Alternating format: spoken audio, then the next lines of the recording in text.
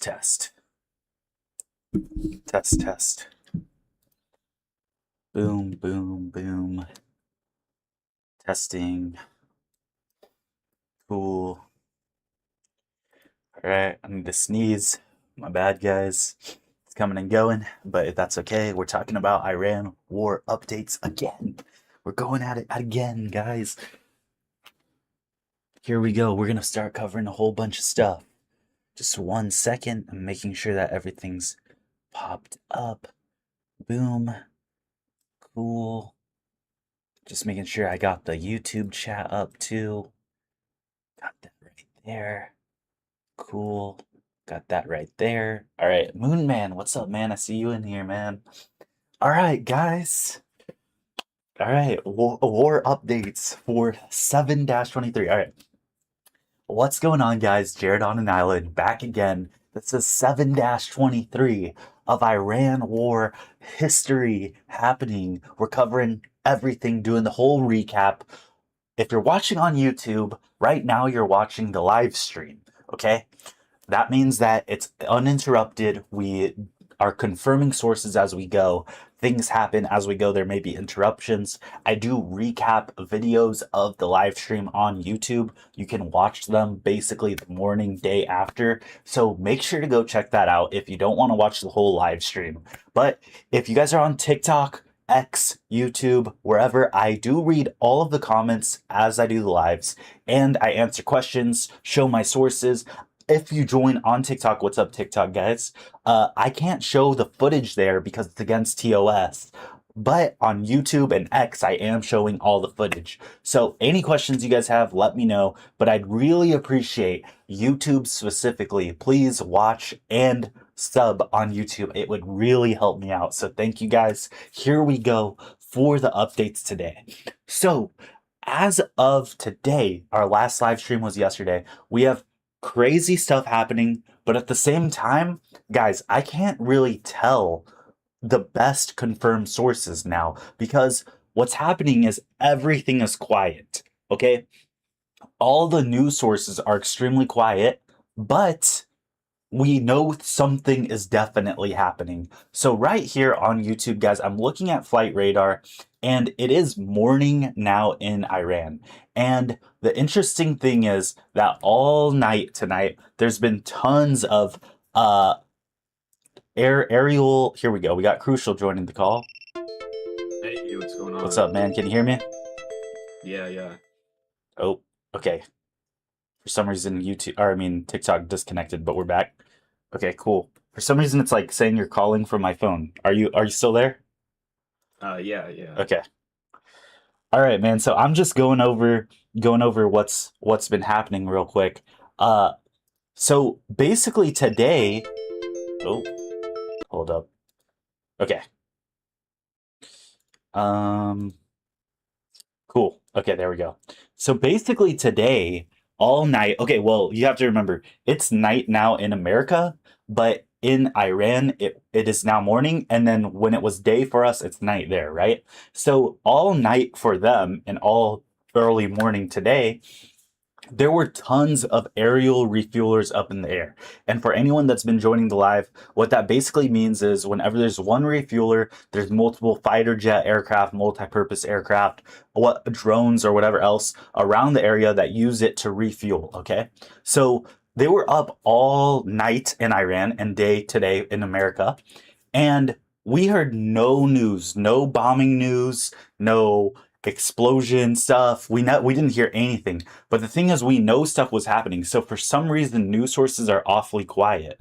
Now, the thing is that we also have been seeing something else. Major, and I mean major traffic of transport aircraft flying from the US to Germany and then from Germany to the Middle East. And even right now, we're seeing that, guys, with right now over, the Mediterranean, we have 2 refueler aircraft heading towards Israel. And then we have 2 more over Germany, basically. And then on top of that, we have about 5 C-17 transport aircraft just heading to and from Germany to the Middle East right now. But we saw way more before that too. And right now, it seems, guys, that we have a new type of aircraft heading over. It is the Boeing TC-135W Stratolifter. Now, I believe this is some sort of radar aircraft. I'm going to look it up here. Uh, but Crucial, have you been seeing anything on Twitter, man? Or have you been seeing nothing like me? I'm not on Twitter a whole lot, but I was looking on YouTube with just general Iran updates, and I didn't see much at all. Yeah, exactly. So this aircraft right here, guys, which I'm showing on YouTube, the Boeing TC-135W Stratolifter is a highly specialized rare training aircraft used by the United States Air Force to instruct crews on signal intelligence and reconnaissance missions. Okay, only two active airframes exist. So, and both are operated by the 55th Wing at uh, a foot Air Force Base in Nebraska. So it's externally identical to the operational RC-135 Revette joint aircraft. This one lacks the sensitive electronic eavesdropping equipment and mission hardware. But the thing is, why would this be being sent? Why would this be sent to the Middle East or at least, Europe? So let's look up what the main one does. And maybe this is just being identified wrong. Maybe it's actually something else, but here we go. So yeah, it's a reconnaissance aircraft and used for airborne signals intelligence, electronic warfare, and near real-time intelligence collection.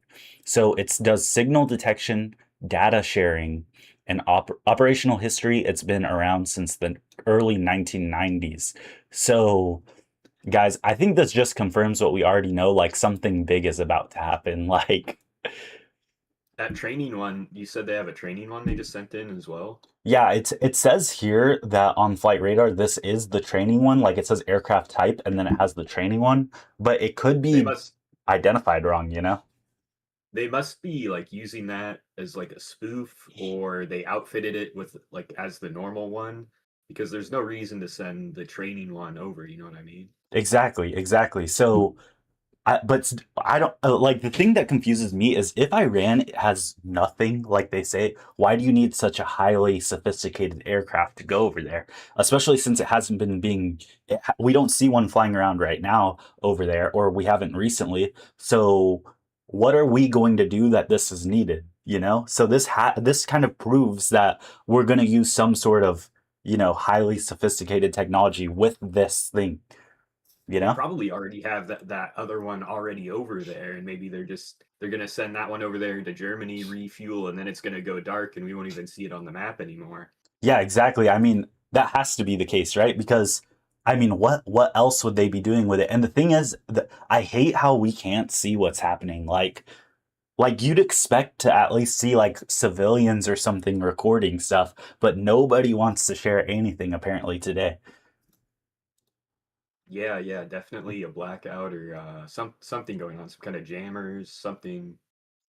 Yeah, something like that, man. So the thing is let's see. So in terms of news that we've got today, we do have a video of something crashing near Quasham Island, and people are saying it may be a drone, but it's like a really hard video to tell. Guys, this is on YouTube, Jared on an Island, by the way. But it looks like an aircraft, and then it looks like it just starts smoking. It's barely anything there. So I don't know, guys. Like I said, there's not a lot of news that has come out today in terms of video and stuff like that, but we know something is happening. Like for sure, we know something is happening. So, Yeah, we're gonna have to read between the lines a lot, yeah, because something is going on for sure. Especially all the escalation. What was it, yesterday or the day before? And now it's just nothing. Like, it no just way. doesn't make sense. Yeah. And guys, I'm here with my co-host Crucial. That's Crucial with four L's. Go sub to him on YouTube. Crucial, you should go live on YouTube too. I could, but it would just be I'd just be showing your stream, showing the maps. I mean, I guess that's true, but if you go live and you just have like, your usual like picture, even if you're not showing anything, I mean, Oh, true, true. people might Yeah, I'll do that. tune in for just audio, you know? Yeah, I'll do that. Okay. Well, it's up to you. I'm just suggesting it, but okay. So Here, 5 hours ago, we had Iranian air defenses shot down a Tomahawk cruise missile. And now the date of when this happened is undisclosed, but this source here says it's likely within the past 24 hours. Here we have the missile itself, and they're trying to break it down for its components. Uh, Now, if we look up how much a Tomahawk cruise missile is, let's do that real quick. How much is a Tomahawk cruise missile cost? Okay. It is 2 million to 2.5 million dollars. Like that is a crazy amount to just kind of leave there for the enemy. Now I know purposefully it wasn't purposefully left there, but it is crazy that they now have that to break down and study, right? Okay, let's see.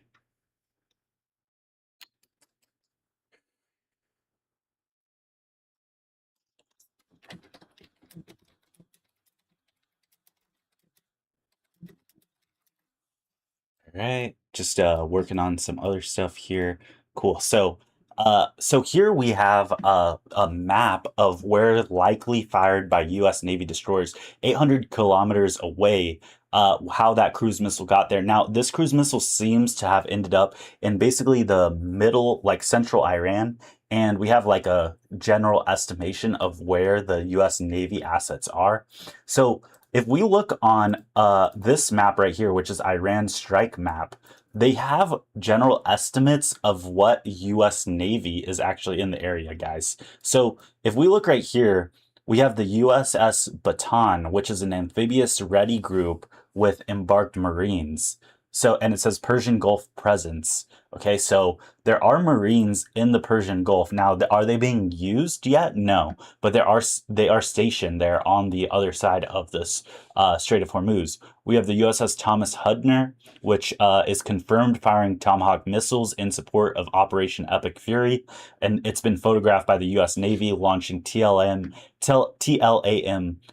on March 1st. Then we have the USS Gerald R. Ford, which is a second carrier strike group. So that means it has an aircraft carrier. USS Ohio, which is a guided missile submarine, carries up to 154 Tomahawk cruise missiles, and it was deployed to the region. And that source is the Pentagon.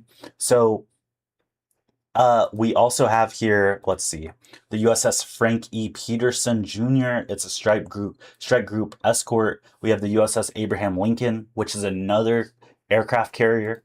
And then we have the USS Spruance, which has fired Tomahawk missiles at Iranian targets, and it escorts the USS Abraham Lincoln. So, guys, they're like all of these Navy assets are capable of firing Tomahawk missiles, and that's probably where that one came from. So, it is pretty interesting to see like how capable we are of firing missiles. But again, the whole problem with everything going on right now is the amount of money that is being spent to get, way cheaper targets according to, the trade-off calculations. And here, another interesting thing on this website is it has all of the Iranian leadership, like, in order of top to bottom. And guys, like every single one of these guys has been, let's just say, eliminated. So we have the supreme leader, which is Khamenei, or what was his name? Khamenei, Ali Khamenei, right? Well, he's eliminated. Uh, the second That was like a guy, year ago, wasn't it? yeah, Oh, yeah, March 2nd this year, I guess. It yeah. feels a lot So longer a ago. couple months ago, yeah. Yeah, he got blown up in an airstrike. The defense minister got killed in an Israeli airstrike. The IRGC commander was killed in the opening strikes per Israeli officials. The secretary, Supreme National Security guy was killed and that's from Wikipedia. The intelligence and security minister was killed, confirmed killed in Israeli Air Force airstrikes. On day 18 or 19. Chief of Staff, Armed Forces was eliminated. IRGC Commander in Chief was eliminated. Former Chief of General Staff eliminated. Senior Advisor to Supreme Leader eliminated. This one is unknown. The IRGC Nuclear Protection Commander, that's an unknown, and he's a priority target. Head of Military Bureau of the supreme leader has been eliminated. Head of intelligence has been eliminated. Head organization of defensive innovation and research has been eliminated. Senior Iranian defense official was eliminated. Commander IRGC of Aerospace Force was eliminated. Head Hezbollah parliamentary bloc loyalty to resistance bloc, he was eliminated. Head of Hezbollah intelligence headquarters was eliminated.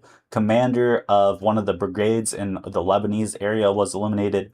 Commander of Palestinian Islamic, the Palestinian Islamic group for the Lebanon Lebanon sector was eliminated. So guys, like all of their leadership has been eliminated, and yet they're still carrying on. It doesn't seem like it's over yet. That would be like if Trump and Pete Hegseth and his 20 like right hand men were just disappeared overnight for the American version, right? Exactly. Because those guys were all like, they had all been in power for quite a while, hadn't they? Yeah. They've been in power longer than any of the Trump guys has, and like and for some reason, like it does kind of make sense that we'd think that that would mean that chaos would ensue with no leaders. But I mean, they planned for that. They all assumed they were gonna, be a missile strike anyways. So I don't really know what was the purpose of doing that. Yeah. Now we have no clue who's in charge. We don't know what their outward facing public. I guess it's not that important them having saying publicly things, but now no one has a clue who's doing what or anything. Exactly. And I mean like that, that makes me think when the US says it's negotiating with people, it's like, who are they negotiating with? Probably just randoms in Iran that assume the authority. So some guy, like, they're negotiating. He's like, "Yep, my name's John Smith. I'm here to negotiate. No, I can't show my face." Exactly. And why would we like trust why would they trust any of the negotiators as well? Like seriously, out of everyone that we send Jared Kushner, who is like Israel's top guy in the US. It's like, why would an Iranian negotiator trust them at all? It just doesn't make sense to me. We'd have someone who could at least face, outward facing, have a little bit better relations, kind of. Yeah. I mean, at least like we'd send someone that is from Iran in our own government, or at least just a non-part. Does Jared Kushner speak Arabic? I doubt it. No, he does not. He probably speaks only Hebrew. That's like in English. So it just doesn't make sense at all. And like half of our government as well is in some way like very connected to Israel, like literally from there. And then the other half is paid by them. So I mean, who are they going to trust anyway, I guess? It's clear that America is not really putting their best foot forward or trying to be serious about any of the ceasefire anythings. Then exactly through that lens. Exactly. And here, guys, on this map on YouTube, Jared on an Island, no spaces. Every star that we see here is a U.S. base. And if we think about it from the perspective of the two other main characters, Iran and Israel, these bases do make a complete wall to protect Israel. And that's why we've been saying before that it seems like Iran's plan is to dismantle and use up the equipment in the US bases that protect Israel, and then they may potentially attack Israel. Now, guys, breaking news this morning, American morning, Israel has reopened all of their bomb shelters. So it seems like they're really prepared for something to happen where they get involved or missiles hit them. We got a question here on TikTok. Jesse S says, "Are you guys Muslim or American?" We are both American. We are not Muslim. Mm-hmm. Yeah. And we're not Muslim American either. H2KJ says, "It's funny how people that are in a basement think they understand military strategy." Okay. Frankie says, "I wonder what the outcome will be." And they laughed at you saying John Smith. Plus, the oil companies are making profit from this. And then Ryan says, "Good IDs." I think he means ideas. But yeah, the other breaking news is that the oil companies, I don't know if they're making profits off this, but I will read this, the breaking news for today. So oil did cross $100 today. Brent closed at $100.69. It touched 102 in between yesterday and today for the first time above $100 since May. WTI is $92.19. So it is pretty crazy. Like we told you, me and Crucial said, like, you need to go fill up your gas tank. And when we said that, oil was at $87 and now it's 100 on the markets. So if you don't think that oil is going to get more expensive, you are sadly mistaken, and we have been proven right and vindicated on that. The other breaking news is the Houthi second front is now the main story. 2 Saudi oil tankers were hit in the Red Sea yesterday. Houthis declared a blockade of Saudi ports and are threatening more of the passes through there. The main bypass around Hormuz, which is right here, guys, on YouTube. I'm showing this. It's right on the port, like the very closest connection between Africa and the Middle East. That is where Yemen is, right? And then another tanker is burning in the Strait of Hormuz. The IRGC says an explosion set a tanker ablaze on the southern route, which is near Oman right here. And it basically proves the safe lane is not safe. So Trump also has said that the U.S. will hold Iran accountable for any of the Houthi attacks. So any attacks made from Yemen, Trump is saying if any of these groups from Yemen attacks, we're going to hold Iran responsible. They're not even neighboring countries, by the way, but they are like partners in this war. The Senate voted to continue the war. It came up in, okay, so the vote happened the same day oil crossed $100, and they voted to continue this. And then Iran has been hitting back targets on the Gulf, and this is the 12th consecutive night of U.S. strikes. And CNN is already framing tonight as the 13th. So this will continue happening, guys. So let's keep going here. Is Oman, are they, what is their thing in this war? Are they like neutral, or? I think that they're neutral. The thing is that they're like more tribal territory. Like the thing is, hold on one second. Someone told me to put on a military helmet, so there you go. The thing is that we're completely lied to about these countries in the region, like Iraq. Like, okay, this is my perspective, guys, but Iraq is like barely a real country. There is a government that we support that we say owns the whole country, but in reality, it's like mostly tribal groups there. And by tribal groups, I don't mean guys with spears and sticks. I mean people with missiles. But like you guys have seen war movies within the Middle East, right? Like missiles and Toyotas, basically. Exactly. It's like Toyotas with heavy heavy Cold War Russian machine guns on the back, and like missiles, and I don't even know, AK-47s and IEDs. So, and they all have their own kind of what do you call it? They all have different ideas on what should be happening, right? Exactly. Yeah. They all don't agree. They're not just one country all going for the same thing or anything like that. Yeah, no, they all have their own objectives. Now, the way that they team up is like practically just based off of like Muslim law. They're like, oh, you're Sunni or you're Shia, like we'll team with you. We'll support you guys. Oh, you want this much damage to Israel? We support you. Like I see.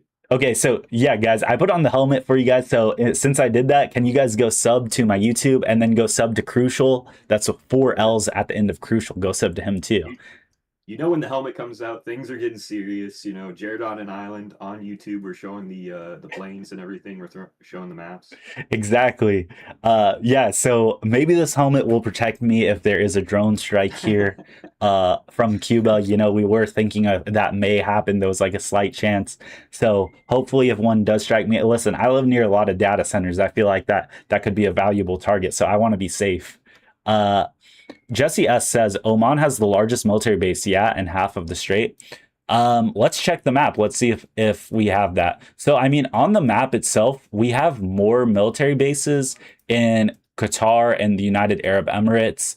But a lot of uh NATO countries have their own bases here too. Like here, right next to ours, there's a French permanent deployment. And an Iranian drone hit that. It was the first strike on French military installations by Iran. I'm not too sure when that happened, but it happened during all of this stuff. We also have a U.S. naval port there. We also have one in Bahrain, which has been struck, and we also have two. Yeah, we have two main bases in the UAE, and one of them being an air base. Same with Qatar.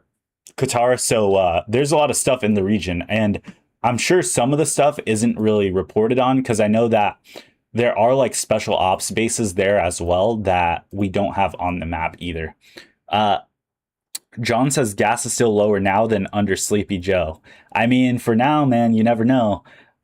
Frankie, At least, yeah, at least where I'm at, it's way higher than it wasn't good during Joe, but it's way higher now. It's like $1 higher, I think. interesting. Uh, Here, let me turn up my volume real quick. Okay, so uh, when did Congress authorize war? Honest question here. So they haven't authorized war, but they've authorized Trump to do what he needs to under his power of what he can do in like a temporary military operation. So like when we had Operation, what was it called? Like Epic Fury. That is Trump's ability to use basically what is this called? Like Iran conflict. It's not the Iran war. It's all just like terminology. So yeah, it's not really a war by the definition of what the government would allow, but it's practically a war. They haven't authorized war. Yeah, it's military action, exactly. Uh yeah, kind of like Vietnam, like we never officially went to war with Vietnam, right?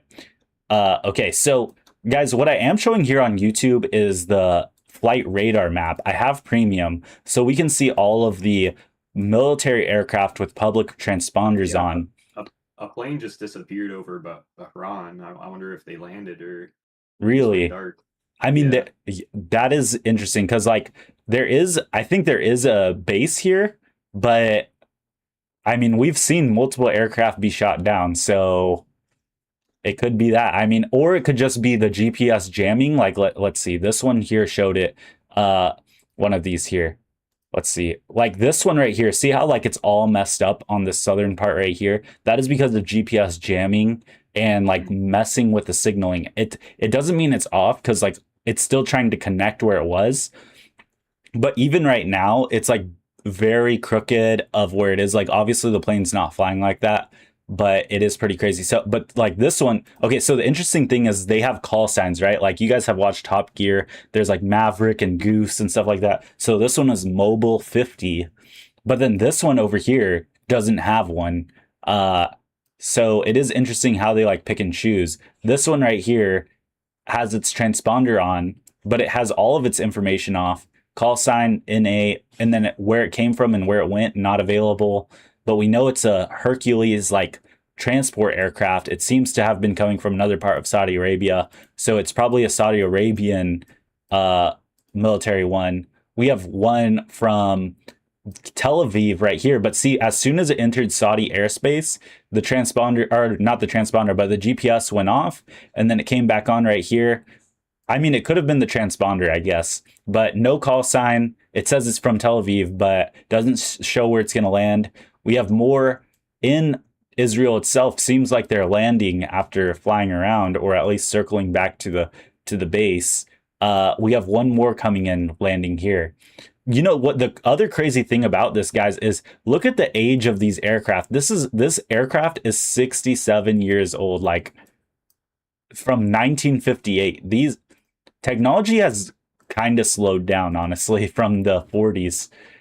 This one is 2 years old, and this is a Pegasus. So maybe they're just older, like older types of aircraft, 67 years, but this one's 2 years. So the Pegasus, I think, is the newer version. Let's see what's coming in. So we got this Are the Stratotanker, old ones 63 years. are Yeah. the old ones are they mostly just transport? Because that would make sense. I mean, why would you really need to update a major transport vehicle?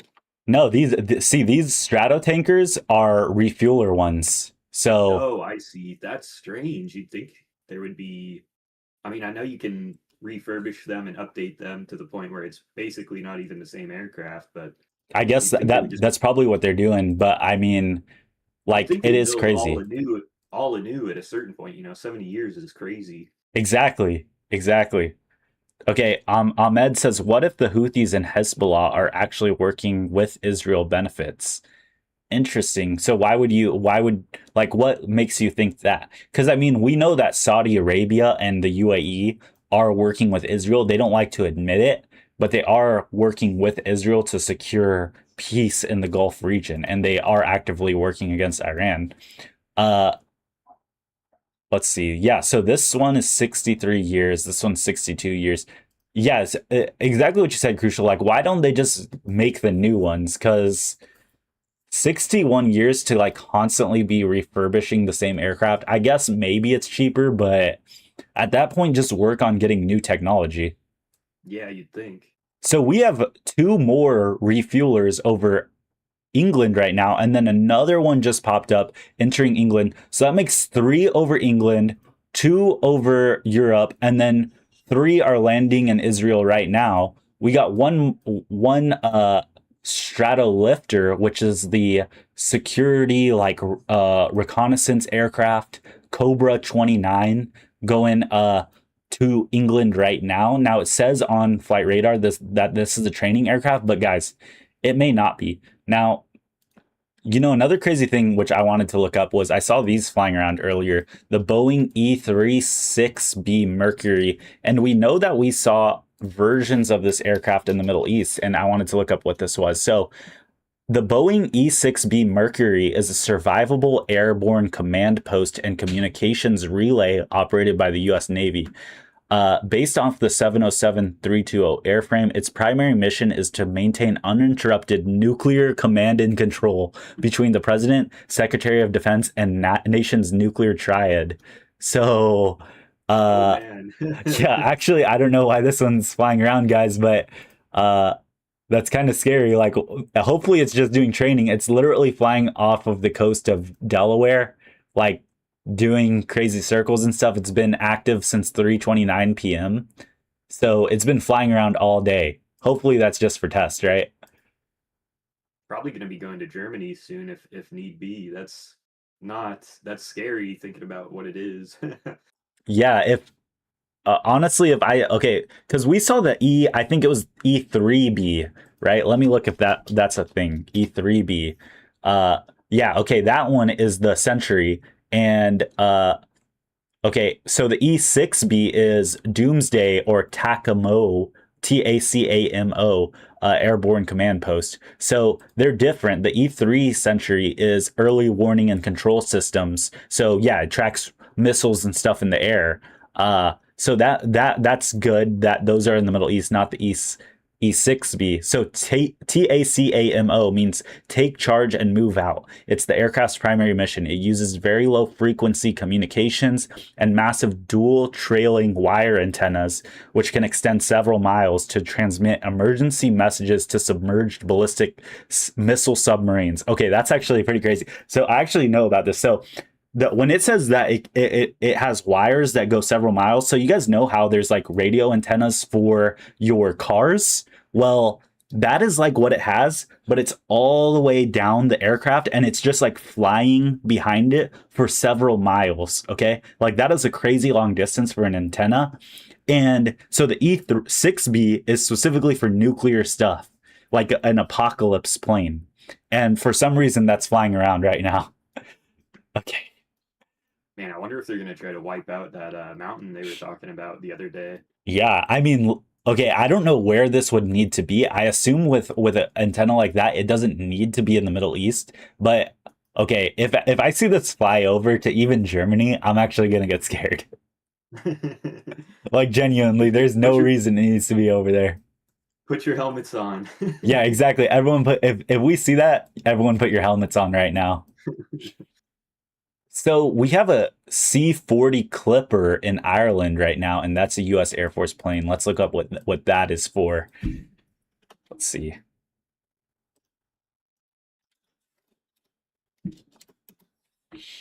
Uh, Operated primarily, okay, it's used for high priority logistics, cargo, and passenger transport. Interesting.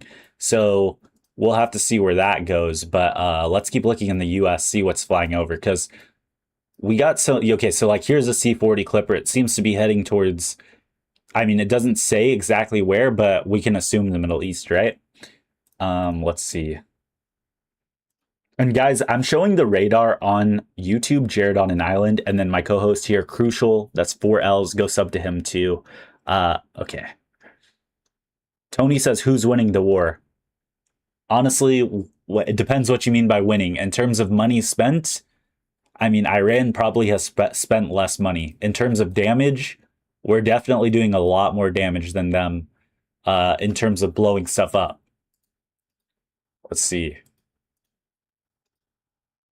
Hey, Jay in chat said World War III scared to shut down the world. That would be gnarly if it was another lockdown situation for, let's say there was food rationing or much worse than the first lockdown we had, and this was just an excuse to do it. That would be gnarly. That would be crazy, but you know what? I could see that working because think about it. If the government said a nuke went off, like people aren't going to take the risk of trying to figure out whether it's true or not. People will just believe it. Mm-hmm. And if they say everyone needs to stay indoors for 6 months because we don't know what will happen or when, it's better just to stay safe. I mean, people are going to Yeah, do it.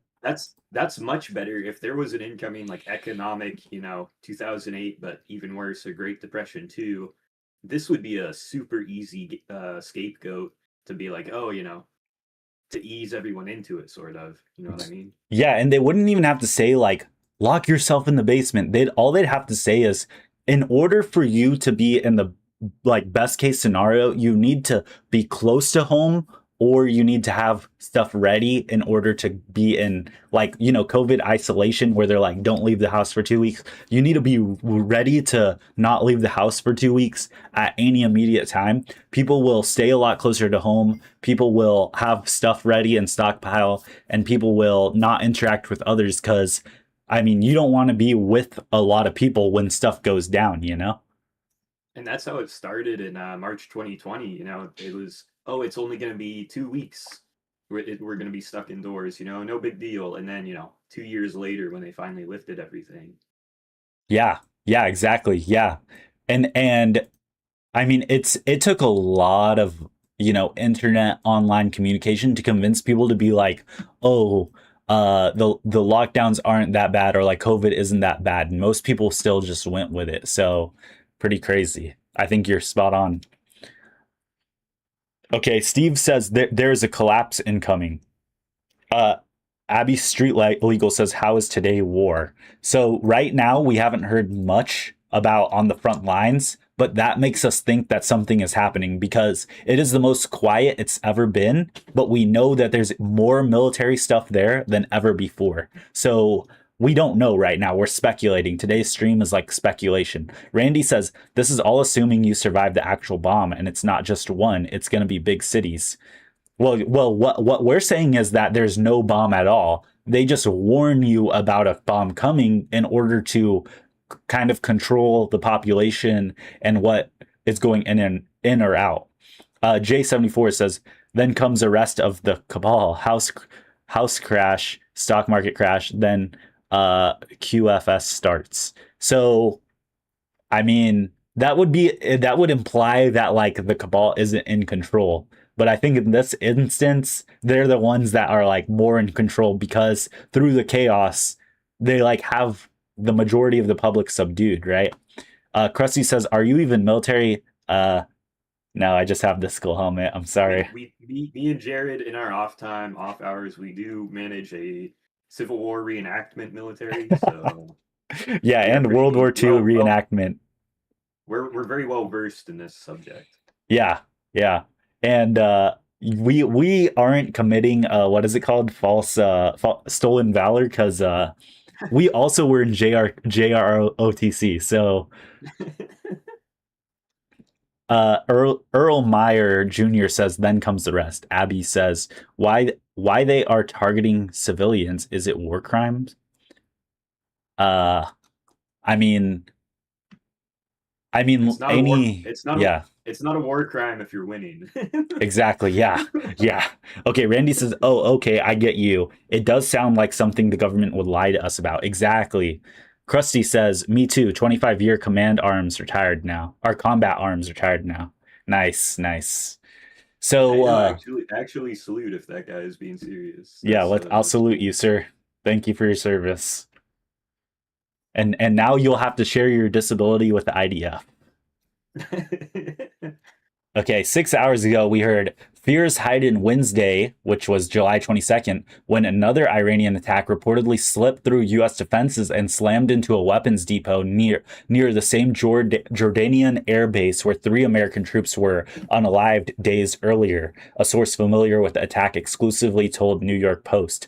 A towering mushroom cloud rose after the strike that triggered an explosion, according to the source. And here we have a video of one of the missiles. I'll play it here. Oh, shoot. Sorry, it might be really loud. But it's a missile hitting open in the desert. Now, guys, whenever we see these things and it looks like they missed, we don't know if something's underground there or not. But we'll assume it missed from the video. And I am showing this stuff on YouTube. It's Jared on an Island, no spaces, and then my co-host here, Crucial, with 4 L's. Go sub to him too. I'd appreciate YouTube subs, trying to get, that watch time goal there. Krusty says, why are they placing military targets near civilians is the actual question. We never target and then it stops right there. So I mean, I don't know. I don't think that I think I don't know if it goes into account whether or not they're doing it near civilians. They just want to build it in the best locations, probably for both.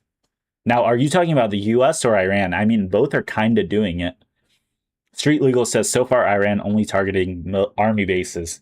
Well, listen, okay, I'm not going to defend the school thing that the US did, but I am saying this. Their logic for why it happened makes sense. They said it was old AI targeting and that there used to be military targets there, and they just didn't update it for 40 plus years. And so when they just selected the target, they didn't update what was there now because it was like an old target, right? And the other thing you have to think about is why would the US purposefully attack civilians? They wouldn't want to do that. It doesn't benefit them in any way, right? So to the people that say we did it on purpose, why? It's not I mean, if there was someone in the military that really hated the civilians for some reason and wanted to do it, I feel like they'd get fired or something. There's not really a purpose for the government as a whole to do that. Now, Israel, maybe because, they have a specific ethnic priority to not like those people, but we don't as the US. Indiana Girl says, if you followed any Iranian that was rooted there prior to 1979, truth would be known about. Okay. Krusty says HUMIT would verify targets. AI might be a factor, but ultimately it is a human that says fire. Yeah. So it seems like more of a mistake still. Indiana Girl says they were keeping the children home from schools when that happened. Okay. User says the missile 100% knew it was a school. Okay, but again, tell me why they would do that though. What does the US gain from it? If you guys say it was just purely out of hate or rage, I'll agree, I'll believe you, but I don't really think that was the case, and I don't think you guys think that either. Randy says, guys, be honest, is it just me or is the United States are bullying other countries constantly? J74 says, yeah, definitely. Yeah. EBS says, Our EBS is imminent, followed by Space Force on all devices playing Truth. 10 days of darkness. What is EBS? Yeah, no, America's definitely everyone's got to be democratic, you know. I think when America was founded, the world was like 3% democratic, and now it's like 70% of the world's democratic. You know, we want our paws and mitts on every piece of the world, I think. Okay, so Indiana Girl says they were using the schools as military meetups. It was during protest. Earl Meyer Jr. says weapons below school. Interesting. So then you guys, oh, emergency broadcasting system. Okay, interesting. Well, if we hear that, that would be pretty scary. I'll go live if that happens. uh, if the weapons were below the schools, so are you guys saying it was justified or what? Street Legal says, I believe this war is about Israel using U.S. Army to facilitate their genocides. Yeah, I could believe that. Now, I don't think they're purposefully like their main prerogative isn't to commit a genocide. It's to acquire greater Israel. Was the U.S. Directly involved when Israel kind of flattened Palestine, or was it just Israel doing that on their own? Well, the US didn't stop them, and that Okay, was the problem because the US okay, is like the leader of NATO and the UN, and like they're the ones that have to say that. So when the rest of the world, so okay, so here's how it works. Like the US, because they're the largest funding people of the UN and NATO, and they are like the biggest country involved in it, they have more voting power when it comes to that stuff. So when the rest of the world voted to condemn Israel for what they were doing in Palestine, since the US was the only vote that said no, but the US has the most voting power, it like just doesn't go through. The US has to yeah. So agree. it's just easy. It's easily to say, you know, oh, you know, we're complicit, but we didn't do anything. Just kind of a word salad to be like, oh, we didn't really, you know, it wasn't our fault. It wasn't America's fault. We voted Exactly. on it, but okay, I see. Okay, so this is from 3 hours ago. Iran directly rejects Trump's latest ceasefire proposal carried to Tehran by the Iraqi PM following his recent White House visit, with Iran not interested in any temporary deal that leaves the Strait of Hormuz control unresolved or gives it away, per the New York Times. Iran's FM says Iran and US have already had enough mediators, but the problem is not passing the messages. The problem is America's outlook, which is illogical, greedy, and controlling. Two Iranian officials say Iran is preparing to expand the war significantly if Trump strikes critical infrastructure, including by striking Tel Aviv directly and asking the Houthis to fully close the basically the Suez Canal's passage in the Red Sea. So it seems like guys, Israel is prepared to be attacked. Iran is prepared to strike Israel. The US is trying their hardest to find some way out of it, but there's no way out of it that doesn't make us look bad. So, okay. So 3 hours ago, the US has carried out a large scale attack on Avaz in Iran's main oil region with more than 35 strikes so far in the past hour. Now, this is what I was talking about where I don't know if this is confirmed or not because I didn't get this from any of my trusted sources. This is from a source that I kind of believe in, but I've also seen this from Russia Today and some other sources, and I don't know how true it is, but there is video here, and it says Avaz is one of the capitals of their provinces, housing Iran's major oil production and refining infrastructure, with oil facilities likely among the targets. And it shows, hopefully this isn't too loud for you guys, but it's a lot of explosions on video, guys. And this is being shown on YouTube, Jared on an Island, and then my co-host here, Crucial, with 4 L's at the end. Go check us out and sub there. That'd be greatly appreciated. But yeah. Let's see. Uh let's see. Reading your comments here. Uh Randy says all this is just about money and it comes down to money. Uh Head says the school was chosen because most of the kids there had parents who worked at the base and they planned to. Okay, James says you people need to get educated in how we got here. I heard today our government joined Israel and now we are one, all included as one. So I heard about this too, and that isn't really the case.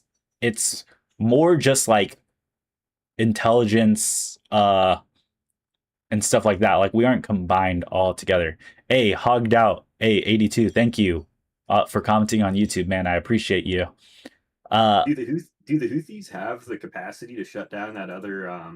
Did you say it was the Suez Canal? Yeah. So okay. So on YouTube, guys, I'm showing the map here. So the Suez Canal is in Egypt, okay, and it's that northern point connecting the Mediterranean to the Indian Ocean, basically. And now I'm just saying the Suez Canal because that's what everyone knows. But like, it is this whole passage of the Red Sea, which is on the other side of Saudi Arabia, and the Houthis are in Yemen. So this little port right here is called some sort of it. Okay, it's called Mandab Strait. Bab al Mandab Strait.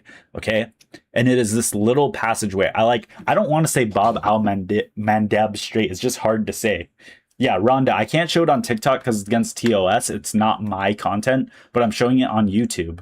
So if you go Jared on an island, no spaces, you'll see it there. So it's called Bab al Mandab Strait. Okay, and it is this little passageway in between Yemen and what country is this? Djibouti. Okay, now I also don't want to say Djibouti a whole bunch of times, like, and then Eritrea. I don't even like these smaller African countries, man. Like, is that even a real country, or is it just part of? They're very small countries. They're tiny. Yeah, or is it just a part of Ethiopia? I think this is like broken up Ethiopia. Okay, like who's really in control of these countries? Honestly, I think it's just like the larger company, our countries next door. So, uh, so yeah, so Bab al Mandeb Strait. This is the strait, and so the Houthis and Ansarullah have been saying that they're going to attack specific Saudi Arabian, which is their neighboring country north of them, their oil tankers. And of course, as everyone knows, Saudi Arabia is the one that has like much of the world's oil. Hey, Hogged Out 82 says, hit that like and subscribe, guys. Will help grow the channel. Thank you, man. I appreciate that very much.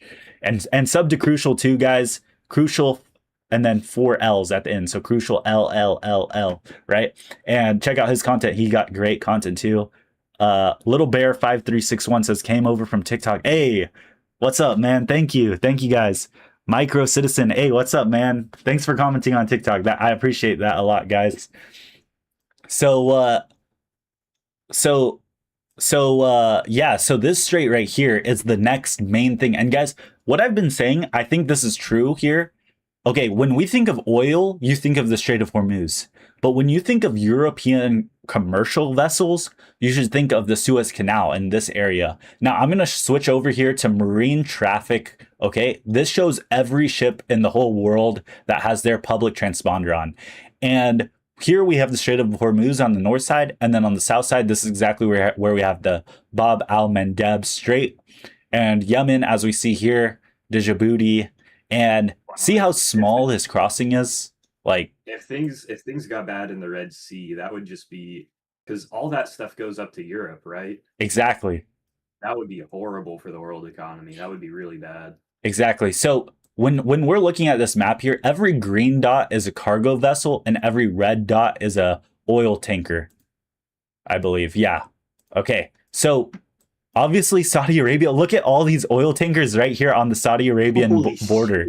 They're all just sitting here with this port. They're all too scared to go across. There's a couple going across. That's Let's like see. 200. Yeah. And they're all just sitting there like, I would be too scared to, if I was an oil tanker guy, like I'd be too scared. Now these seem to be under different flags of like African countries and stuff. So hopefully, or maybe they think that they can get through without being like targeted. But why would you take the risk? Like that's like saying, oh, if like imagine if Iran said we're gonna shoot down any plane from Saudi Arabia. Like if you're a plane from Turkey and you're flying over Saudi Arabia, how is the missile gonna be like, oh, never mind if they accidentally shoot it? Like it's gonna hit you. So okay, let me read y'all's YouTube comments. Thank you guys so much for being on YouTube, guys. Little Bear says, just trying to keep up with this crazy world. Yeah, I feel you. Micro Citizen says Saudi Arabia uses the Yemen Strait. Okay, yeah, so yeah, and that's exactly what I'm talking about here. This strait right here, the Yemen Strait is a good name for it. I don't know why we don't just call it that. Maybe we do. Maybe I just don't know about it. Hogged Out says, I mod for another channel on YouTube here, and I'm just mentally able to come back on YouTube. I'll keep an eye here and see if I can help you grow. Hey, thank you, man. Thank you. Yeah, crazy time, little. Yeah, so crazy. Click all those 200 tankers. Click on those. Are those all like Okay. because those ones that seem to be going freely and not carrying at all, they all seem to be for African countries. Yeah, and look, see, you can see the flag right here. The green flag is Saudi Arabia, SA, right? Oh, Now, okay. now this one's a fishing one, but let's take a look because you are right. Like, okay, fishing, fishing, fishing. Okay, so maybe these are all fishing boats or something, but Oh, so the orange and the red look very similar. I thought those were all oil tankers. are they orange? I can't even tell. Well, see, this one's oil products tanker. Oh, sorry guys, that noise is like TikTok saying I'm inactive for some reason. Okay, so that's an oil products tanker. Some of these those are the circles fishing ones or something. No, We because might that be one's going also, blind. yeah, we might just be, well, okay, these brighter red ones are okay, crude oil tanker. I can't click on the other one. Fishing. Okay. Okay, So a lot of them maybe are they're fishing. there are some red, but a lot of these are fishing. I thought there was like 200 oil tankers just sitting right there. Yeah, I mean the bigger, brighter red ones. I guess maybe it's based off size, right? Size of the arrow. But like this is a crude oil Oh, tanker there's a Russian one. from MT. I don't know what country that is. Yeah, this one's Russian. The Progress. Now the thing is, they don't. I don't understand how the flag system works for ships because they change it. Have you ever seen that movie? Like what is it called? Art of War or something with Nicolas Cage. You guys know what I'm talking about in the comments. Like he's on a ship and the movie's with Jared Leto and he's like the traffic dealer in Russia or the weapons dealer in Russia who's like world known, like known throughout the world, right? And they get they're a French labeled ship carrying illegal stuff, and then what they do is they just turn the flag sideways and then it becomes a different country and they like sneak through the NATO customs or whatever that way. I forgot what the name of that movie's called. Hey, Coach Carla knows what I'm talking about. Little Bear says, been trying to prepare my family for years. They think I'm cuckoo. They might be wrong, but I've got some supplies to help them out. If SHTF, yeah. I mean, listen, you want to be slightly prepared to increase your chances. Sure, a lot of people are right when they say like, oh, most of the time you're going to be screwed. Like, you might as well not even try. I mean, listen, the thing is that, like I've said, and honestly, I think Crucial would agree here. I think we've both made videos talking about this.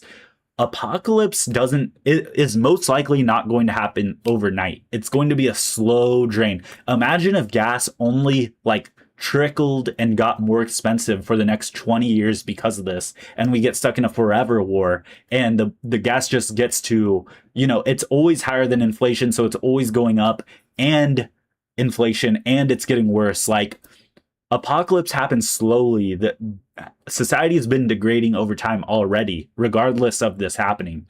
So that's the more likely scenario, but it's always good to have something in case something does happen. Because like COVID, yeah, like what Crucial was saying, COVID took multiple years. Everyone was prepared for it to be like an apocalypse thing overnight or within a week or 2 weeks when we first learned about it. But the real apocalypse was and is still happening, right? Would you agree with that, Crucial? Oh yeah, definitely. It's a slow burn. It probably won't be an instant overnight thing. It's a slow burn for sure. Hey, Nine Toes, thank you for the love you so much, man. Thank you. Okay, so reading y'all's comments, uh, yeah, Little Bear meant to write. They might be right. Yeah.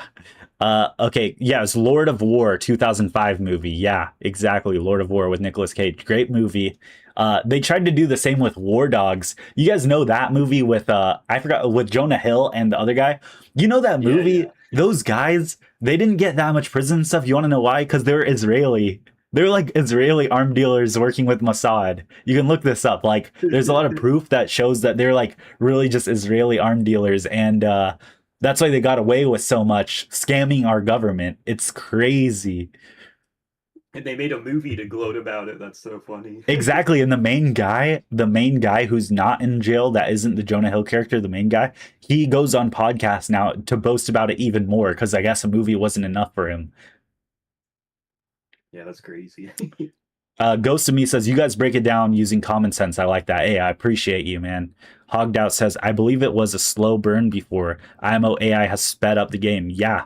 Yeah. The other thing about this, guys, we've been hearing reports that Iran was striking Amazon servers in the area. We know what happened before the ceasefire. It wasn't talked about at all. Now we heard that it was reported like a couple days ago. We don't know if it was true or not. But guys, before, I literally remember they started striking Amazon infrastructure, like Amazon servers in the Middle East. And I remember like half of my apps started having problems Yeah, like is yeah. is that why for like the last year, every 3 months everything will go down for like a day or two? I mean, I know for sure that's why it happened before the ceasefire. But I don't know about now, but like I would believe it honestly. Yeah, yeah, maybe as a technical issue, but other times, if they wipe out a major Amazon infrastructure server, that's going to have rebound effects everywhere else too. Yeah, like that's gotta it definitely puts a dent in the traffic for at least a day. Hmm. Hogged Out says then they add in all the bizarre climate and geological issues. Geez, yeah, yeah. Uh, Matthew says not going to get a regime change without putting boots on the ground. Interesting. I mean, a lot of people are saying that. What do you guys think? Nukes, boots on the ground, more bombs. What is it going to take? So here on YouTube, guys, Jared on an island, I'm showing the Strait of Hormuz and all of the marine traffic in the area. So, this one right here, Jersey Devil 404, that's always showing up here on marine traffic, but I don't know if that's actually let's see, Jersey Devil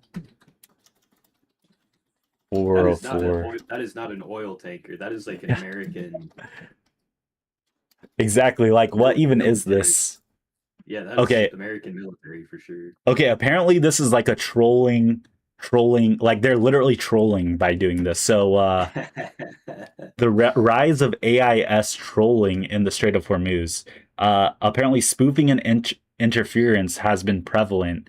So now it's like someone just messing with everyone by saying that there's a US battleship right there. Let's see. Some cases seem to Imagine involve real registry resolvable vessel tracks. Okay.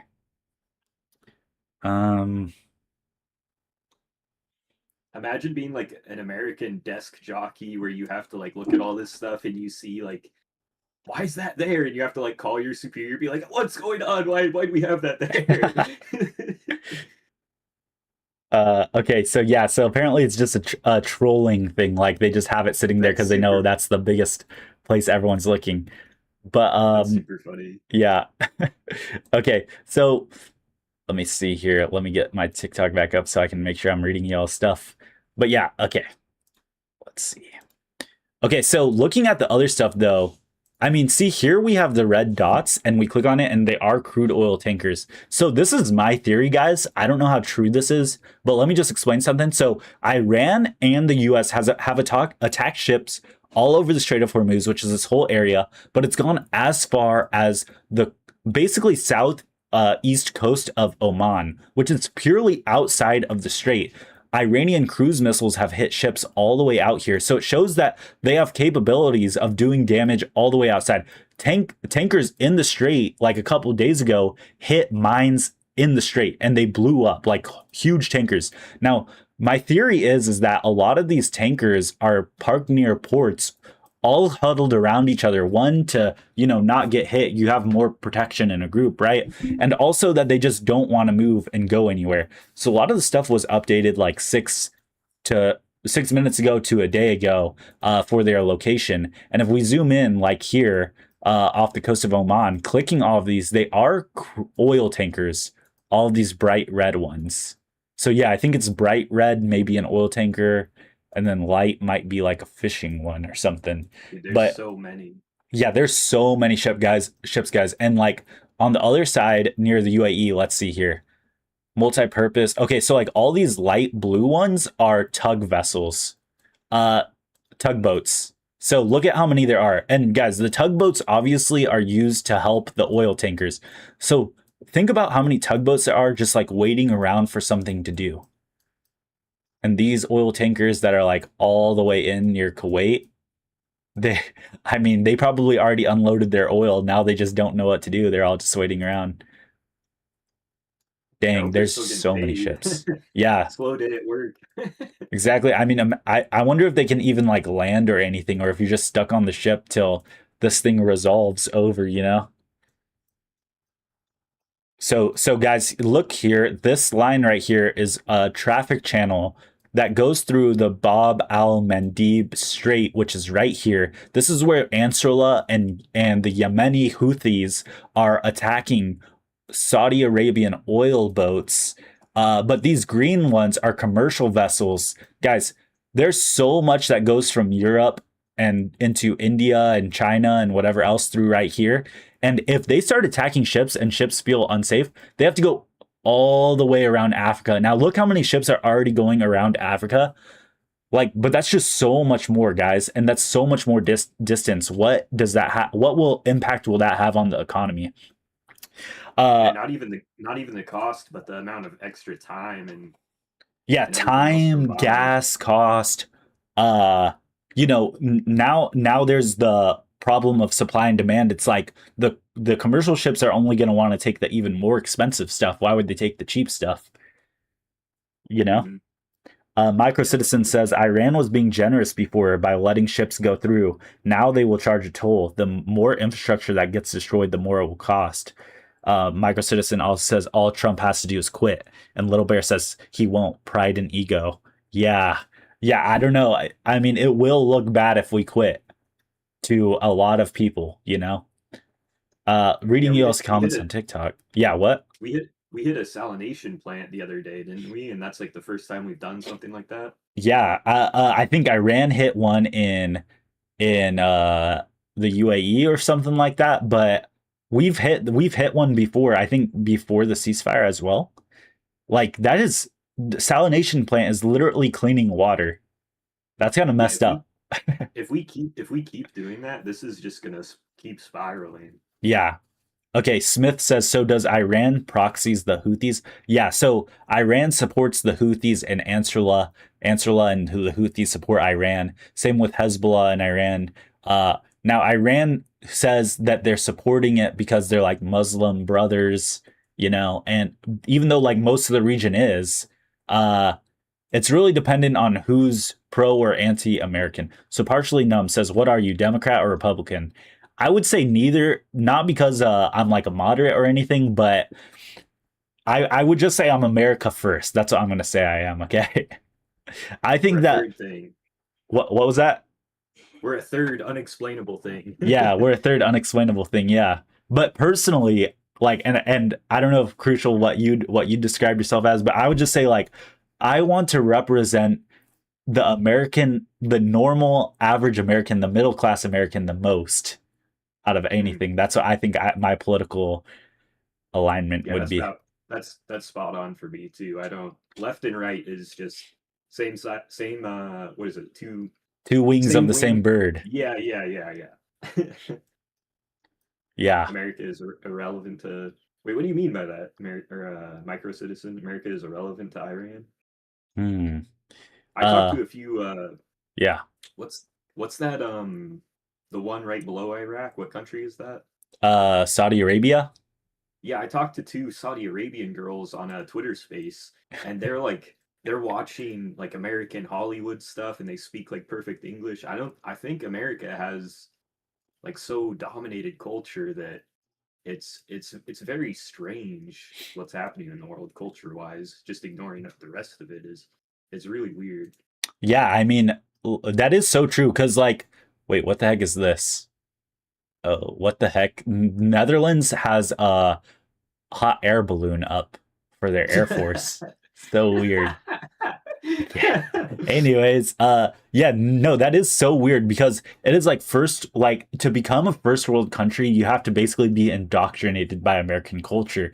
And when these people become allies and like get the riches of globalism, they all of a sudden like get all of American Hollywood, all American liberal ideas. There's like this whole push for, you know, the same agendas we get pushed at home start getting pushed there harder. Yeah, yeah, Law super. says the Houthis are not a proxy. There, I don't like. What do you mean by proxy? What is the definition of proxy to you guys? Uh, Krusty says, what if they started getting their oil and resources from America? Who? Like the rest of the world? I'm sure that's what our government wants, and that's why we supposedly that's why we got Venezuela. Uh, Anders says, any vids of the current bomb dropping? Let's take a look. Let's see if there's any updates. Like I said, guys, from my sources, I have not seen much actual footage from stuff happening like on the ground. And that's what makes me think that something is happening, but we're just not seeing it. So well, let me see if I can get you a better video. There's one video there, but I want to show you guys the other ones here. Let's look up Iran too on the search for Twitter, and we'll see what else is new there. But let's see. So an hour ago, we got multiple ballistic missile launches within the last few minutes across Iran, likely targeting bases in Jordan. So we're clicking on the video here on YouTube, Jared on an Island. We see the smoke in the air. I'm not really seeing a missile. Let's look at the next one here. Yeah, more smoke. Yeah, it just looks like multiple pictures of the same smoke. Here, 2 hours ago, okay, this is from Ukraine. Ukraine's strike campaign against the Russian online retailer Wildberries, which provides direct logistical support to the Russian armed forces, is continuing with one-way attack drones striking and setting ablaze a distribution warehouse this morning in the city of St. Petersburg, over 500 miles from the northern border with Ukraine. So, guys, Ukraine is hitting deep into Russia, and they're hitting. You know, you guys think Iran and the US is bad? Like, we're blowing up mountains and like dirt piles and little trucks and stuff like that. But in Ukraine and Russia, guys, like huge factories, huge stuff is blowing up. So Huge cities. Even. yeah, cities that looks like a city. Yeah, no, it is St. Petersburg. Like, this is in a city like where you guys live. Like that's what's going on for Russia. So that's crazy. Okay. So, okay, here's video right here of what's been going on today. And this is exactly what I mean. So before I start the video, just recognize the difference. The kamikaze drones of Ukraine are blowing up literal, basically Amazon warehouses, distribution warehouses in Russia. Okay, and then this is what we're blowing up in Iran, just to get a feel of the difference. So here is a little truck with a missile on the back, like missile launchers. Okay. And this is from today's strikes. This is from U.S. Central Command, so directly from our government. There it is blown up. Here's a boat that looks about the size of a pretty, like a yacht, right? But it's like a patrol boat for their Navy. That's us blowing that up. And you have to remember, every missile is probably like $50,000 to $200,000. Okay. Here's us blowing up. Now let's look at before it blows up. This looks like an abandoned warehouse or something, right? Like, here's a blown up house right next to it. Maybe this is like a military camp. It's really hard to see, guys. Yeah, I can't show the screen on TikTok because it's against TOS. But if you go to next to it looks already burned out. Yeah, so guys, it's on YouTube, Jared on an Island. I can't show it on TikTok. It'll literally put an adult maturity thing, and then they will just take down my live. So I'm trying to describe it the best I can. But if you want to see the footage, go to YouTube. I'm showing it there. So, and it's Jared on an Island, no spaces. And then you should also go sub to my co-host Crucial. That's Crucial with 4 L's. We make great content. Okay, so yeah, the building here. I can't even see it. Crucial. You're looking at the screen, right? Yeah. Do you see a building, or does it look like nets or something to you? Like, it kind of looks like with military nets or something. The building to the left looks like kind of like a burned out, like it had already been bombed and set on fire, and it's just a little bit of scaffolding left up from everything being burned. Yeah, and then this one over here just looks like a industrial barn, like warehouse thing. Some smaller buildings. That's what I'm looking at. The barn looks like it's already burned out, but the one right next to it, that doesn't even look like a building that we just struck. Yeah. Okay, so let's watch it blow up. It looks like multiple bombs just hit it. Okay, look, here's a zoomed in version. All right, thanks, US government, I guess. It's like 144 pixels. Like, Yeah, this building's already blown up. Okay, next one is one singular radar ring, or not radar, but like missile launcher system. Okay. Oh, do you see that person right there? Wait, Oh to the right of it, shit. he's wait, or is that a flag or something? I can't really tell. It Oh looks my like a flag gosh. or something. uh, Unless that's a hopefully person that's a like I hope that's a flag. Otherwise, that guy's having a bad day. yeah, like okay, imagine you're like instructed. They're like, hey, can you go just like watch the missile system, make sure it works? Just like bring a lawn chair and just like sit next to the missile system for a day. And then all of a sudden you like just hear like a faint noise in the air. It's over for you. Yeah, it's over. It was quick, at least. Yeah. Okay. So here we see a tugboat and then a small little patrol cruiser right next to it.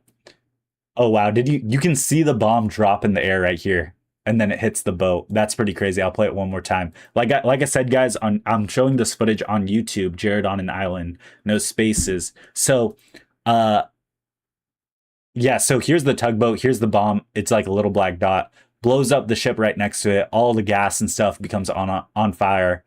Whoever the tugboat is owner is probably not happy about that. So this is Dude, from U.S. Central Command. those bombs are so small. Like when you paused where you could see it for a second, they're so small, but they do so much damage. Yeah, yeah. And guys, this is from US Central Command. They have announced the completion of the 13th. This is night 13. Give it up for day 13, Mr. Krabs. Night of consecutive strikes against targets in Iran designated to diminish the threat that Iran poses to commercial shipping in the region. So, night 13. Okay, so this is from 3 hours ago. Iranian locals are reporting a massive explosion with a large shock wave within the last few minutes, but this was 3 hours ago, in Fars province of southwestern Iran. Okay, interesting. So there was big explosions. Here we go. This is from 3 hours ago. This is Mer News, which is an Iranian state-run news agency, reported that air defenses have been active to counter hostile targets to the east of Tehran, which is their capital. Here we have footage of like tracers going into the air. Oh, so are Uh, they shooting down American missiles then? Missiles, drones. Maybe they're just trying Mm-hmm. to scare away jets, Mm-hmm. but I mean I don't see it. Like the thing is with all this footage, it just looks like they're firing blindly into the air. You Yeah, it's know? too dark to see. Yeah, like, but you know, like how in World War II, like the Germans, like in video games and stuff, you kind of look at it and they're just firing flak into the air to kind of like make it hard for bombers and fighters, but it looks like they're not really targeting anything. They're Yeah, just kind of firing. they're pre-firing. Exactly, yeah. So I don't know if that still happens or if it's different now that like they actually are aiming at something more. I don't really know. But yeah, so that's a video of that. So let's see what else. Um, let's check the other news sources real quick. We got, let's see. Yeah, there hasn't been anything big, but here, guys, on YouTube, I want to show you guys this. This is like I understand this is like an AI image generated image, but this is supposed to show what Pickaxe Mountain is like, and this is on YouTube, guys, just so you know. And Matthew said Pick Mountain. Yeah, so this is Pickaxe Mountain. Let me read the YouTube comments real quick. They say, the imperial mindset assumes they will fight by imperial terms. And then Microcitizen says, did anyone study the Revolutionary War when England thought they were superior to the colonies? Interesting. Anderson says, I mean, we don't want to destroy their city or kill the peoples. We aren't Israel. We just want them dismantled. Makes sense? Microcitizen says, unalive them all. Let God sort them out. Richard says, the bombers left the UK with 2,000-pound bombs. You think is that enough to get through Pickaxe Mountain, though? Yeah. So Matthew, on YouTube, I'm showing a map or like an image of Pickaxe Mountain, what's supposed to be there. I'm going to explain it here in a second. Mad Dog Menser says, being a first world country means you are granted the privilege to have state enforced gay pride parades. Okay.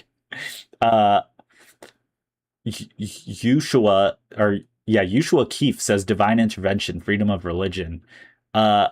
Okay, so guys, this is the image. Like, I understand it's AI generated, but it's supposed to show what Pickaxe Mountain is supposed to have underneath it. So Pickaxe Mountain is 1,600 meters tall, and then on the side of it, on the surface, between 1.6 and 2 kilometers into the mountain, so a little bit underground, is Natanz nuclear complex. Now, going over what happened there, we did bomb that location with the B-2 bombers. And I can't say I don't know if I can say, unalive, or it strikes me. I don't want to take the chance, okay? Like TikTok's like real sensitive about what I say and show. So I don't know. I think I can say kill. I'll just try it, kill. But No, don't do it. Don't do it. oh, okay. Well, then never mind. I'm not gonna continue to say it. But yeah. Okay. Anyways, so yeah, Natan's nuclear complex is not that deep compared to what's happening. And if you guys remember, the B-2 bombers bombed the Natan's nuclear complex, and what happened? Apparently, we didn't get everything. We left some what Trump calls nuclear dust, but other people say, oh, it just didn't hit all of the stuff. And so now that's why we're not done, right? So now it seems like they moved it further underground. Supposedly in Pickaxe Mountain, there's this even deeper 80 to 100 meter. Okay, let's see. Yeah, 80 to 100 meters deep, which means 260 to 330 feet of rock above the deepest chambers. Now, the thing is that if it's even deeper, like we're gonna have to use bunker busters, or people were saying nuclear bunker busters or something like that. So it's basically worse for us. Now the thing is, who here knows this even exists? Iran's never admitted it. Israel is the one that provided the intelligence to the US. Dana says, I thought it was all buried. Yeah, I mean that's what we're told, but even Trump has said we're not done because there's nuclear dust that either Iran needs to give us or we need to go in and get. Trump has said that himself on Truth Social. Matthew says uranium 235. They would be using B2 with bunker busters. Keith says same uranium Hillary Clinton sold to Russia. Interesting connection. I think I heard about that a long time ago. Okay, so yeah, so here let's see what else does it say? Yeah, there's blast doors at multiple points, reinforced tunnel entrances. Satellite imagery shows at least 4 large tunnel entrances. Let's see. Main underground halls with unknown purposes, ventilation shafts, possibly. 1.6 to 2 kilometers south of the Natanz nuclear complex, built after the 2020 Natanz sabotage. Now, guys, this is an interesting thing. The Natanz sabotage, what that is during, I believe, the 2010s to 2020, an incident occurred in the Natanz nuclear facility. And what happened was someone brought in one singular USB into the facility, and they plugged that USB into a computer, and it set a virus loose that practically wiped everything there, all of their progress. And Iran's only like thing that they could say was someone from Israel sabotaged it, brought this USB in, plugged it into one of their computers, and it destroyed everything there. And they had to like restart everything. So, I mean, supposedly, like, I don't know why Iran would lie about that happening. Now, was it Israel? Was it the US? I mean, it was probably Israel. Let's not lie. Okay. Richard says there's a different location. That is a mountain that the B-1 bombers hit. Do we have proof that they've hit that yet? Mad Dog says same thing. Good point.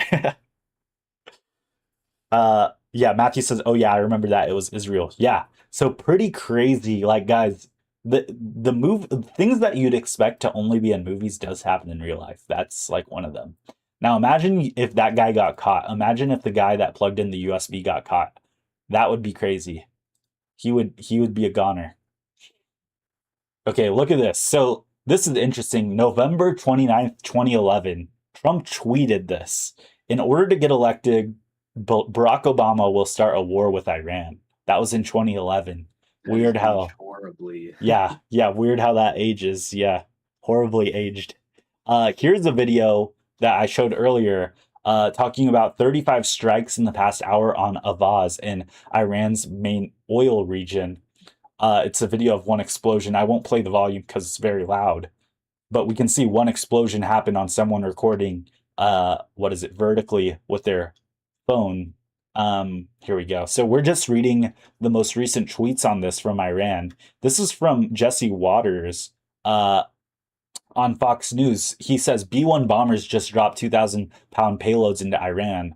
Whoa. Iran just started to hit British bases. Good luck. Our F-16s are locked and loaded. Now, I haven't seen this news from anywhere else. So, like, I don't know. Oh, and I got restricted for 10 minutes. Nice. What did we say? Misinformation that may cause moderate harm. Okay. Well, I just got restricted on TikTok, guys. So make sure to sub on YouTube. Jared on an Island, no spaces. Uh, I don't know what I said there. Did I say something that could be false? Was it the 2,000-pound bomb things or Trump's thing or Maybe it was the BO? USB thing. Oh yeah, maybe it was that. Or do you? I mean, but the thing it said it happened right now. Do you honestly? I think it was saying the previous president's name. Oh yeah. It That's could have super been that. funny. That's super funny. Dude, that's crazy, man. Okay, well, it said restricted for 10 minutes. So we'll see. We'll watch our view count right now. Now, I won't hop off. So what happens is uh TikTok like restricts it for 10 minutes, restricts me being found, and then they bring it back. So if it was really bad, it would kick me off the live and then I'd have to appeal it. So yeah, thank you guys for being here though. Yeah, see, I see the view count dropping right now. But just make sure to sub on YouTube. I'd really appreciate it. Yeah, Richard, I think you're right. I think it was about the guy that was 2 presidents ago. Hey, Melly, thank you for the heart me, man. Thank you. I appreciate that. Uh okay, so Monster out in full force tonight. yeah, I mean, I think it's AI. Okay, TikTok not TikTok is friendly if not if you friendly don't every if you time. don't Yeah, yeah. Beverage boxes. I've never heard that insult. Oh, okay. Yeah, okay, actually I we're get it gonna now. we're gonna have to talk in like 4 times removed. Yeah, that's funny. Okay, let's see. So this is something interesting from DD Geopolitics. They say for the boom boom okay, I'm not even going to say it. For the people that don't like Israel, right? The biggest mistake people make when looking at war is assuming the objective is to hit the enemy's capital as quickly as possible. That's political theater, not military strategy. If you look at the strike map, Iran isn't behaving like a country trying to maximize headlines, but a military attempting to shape the battle space. The targets are not random or insignificant. Iran is dismantling the entire American military ecosystem in the region. Early warning radar sites, air defense systems, aviation facilities and hangars, logistic hubs, fuel and ammunition storage, forward operating bases, CENTCOM support infrastructure, bases supporting operations in Syria and Iraq, naval and maritime surveillance assets, intelligence collections, and communication nodes. Look at Jordan as an example. Most people couldn't point to Tower 22 or the Salti Air Base on a map, yet they're arguably more important militarily than firing a few missiles at downtown Tel Aviv. Tower 22 supports operations in Salti and host American aircraft and coalition operations. Erbil supports intelligence and special operations. Bahrain hosts the U.S. Navy's Fifth Fleet headquarters. Kuwait is a massive logistics and staging area. Qatar hosts the forward headquarters of CENTCOM and the largest U.S. airbase in the Middle East. These are the eyes, ears, and connective tissue of American power and projection in the region. From a military perspective, you don't begin by punching the strongest part of your opponent. You isolate him. There are several principles of warfare being applied here. 1. Suppression of enemy support infrastructure. 2. Degradation of intelligence, surveillance, and reconnaissance capabilities. 3. Attrition of air defense and interceptor inventories. 4. Disruption of logistics and sustainment. 5. Political pressure on host nations. 6. Shaping the operational environment before attempting anything larger. The United States does not fight Middle Eastern wars from Washington or even from aircraft carriers alone. It fights them from an interconnected network of bases stretching from Jordan to Qatar to Kuwait to Bahrain.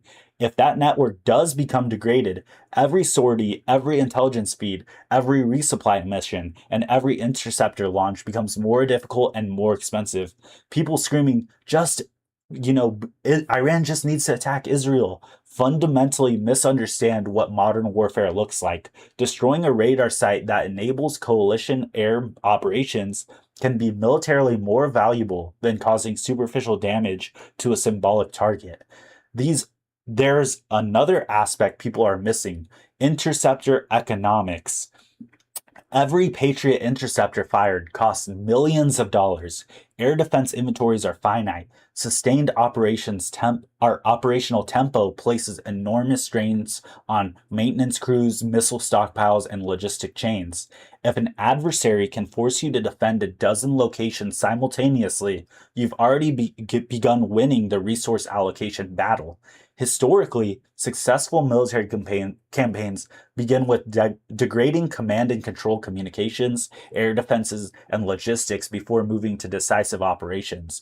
Whether one agrees with Iran politically is irrelevant to the military analysis. What we're witnessing is not random retaliation. It is a deliberate campaign aimed at systematically degrading the region's architecture that allows the United States and its allies to project military power across the Middle East. Wars are won by destroying capabilities, not by chasing viral videos of missiles landing in capital cities and uh, not straight techno songs. The boring targets on a map are often the most important ones. And here is a map, guys, of every US base there. So that was a very interesting read. Hey, Carla, thank you for moving to YouTube. It's Jared on an Island, guys. No spaces. That's where I'm reading the stuff, showing the maps. Thank you for joining us on YouTube and subbing. I really appreciate it. Check out my co-host, Crucial. That's Crucial with 4 L's. Let's talk about what we just read here. Crucial. Would you say that made sense? I mean, like basically what it's saying is exactly what we've been saying, where it's like the real damage to be done is in the American Air Force bases, military sites, like the heavy duty equipment. Destroying that is so much more worth the price than just lobbing missiles at Israel, right? Would you agree with that? Oh yeah, definitely. I mean, we can send all the air tanker refuelers we want over the region and refuel all our planes and stuff down there. But if we don't have these bases or their functionality is super degraded over time, we can't do a whole lot just with only in the air. I mean, you can refuel and drop all the bombs you want, but once you can't land anymore or have that on the ground infrastructure anymore, it becomes a major issue. Yeah, and here we do see the bases here, guys. There are so many bases in Kuwait alone, which is right next door to Iran, and all within their target. Same with the Fifth Fleet NSA, which is like a huge naval base for the U.S. military, and we've known it's been hit by missiles like this whole time. So, yeah, I mean, like when people say who's winning, it's like Vietnam. Millions more or thousands more Vietnamese died, but the Vietnamese got America to leave. So who won, right? We still, unalive so much more of them and did so much more damage and made all of their forest on fire, used napalm everywhere, used whatever else. But at the end of the day, they got us out, and that's all they wanted. So uh Matthew says most of the air attacks on Iran have been from aircraft carriers. Uh, I don't know if that's true or not. I don't. I would probably say a lot of them have been. I mean, yeah, but like when there's refueler jets in the air, those come from land ground. Like from land bases because they can't take off from aircraft carriers. We are seeing some of the refueler jets also land now, or at least disappear from radar. we seem to have two refuelers over the UAE and the Strait of Hormuz, and then we have one coming in from all the way from the US. Let's see where it came from. Yeah, see, it came from Maine and is about to land in Israel. Took off at 7:24. So what is that? Like a 4-hour flight? Wow, that's kind of fast, right? Maybe it took off from 7:24 yesterday or something. Like how to get there that fast? Does it really only take that short of amount of time to get across the... Okay, but look, guys, this is what I mean. Something big is definitely going to happen soon. Hey, R2 the BB567. I'm watching you on YouTube or TikTok too. Hey, thank you, man. Welcome. Thank you for coming here. Okay. Joshua Keefe too says, "Are we going to get another week, bro?" Check me out on YouTube right now. I'm showing flight radar. I have the proof for you right here. There are so many more refueling planes heading to Israel right now. There's 1, 2, 3, 4, 5, 6, 7, 8 only in Europe right now. That's not even counting the ones leaving America and are over the Atlantic right now. Guys, when on our biggest day of bombing, we saw 8 refuelers up in the Middle East. Right now we see 2 and we see 8 more coming in. That is not counting all the ones already there. So I don't know if a ground attack is going to happen or what, but let's just say like there's like 3 times amount of Air Force there now than there was.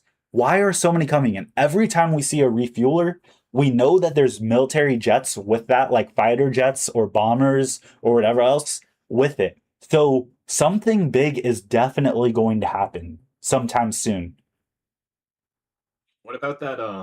The information. Can what do you call it? It was off the East Coast. The plane that was off the East Coast of America that was Oh we yeah, weren't let's sure if it see. was going to go. Uh okay, it's still here. It's still here. It's still just flying around. So I'm sure it's just doing training or something because it's not flying towards Europe, luckily. Oh, okay. But Okay. this is the uh E well, wait. This is not the same one actually. That's the nuclear one. Let's see if we can Hmm. find the other one.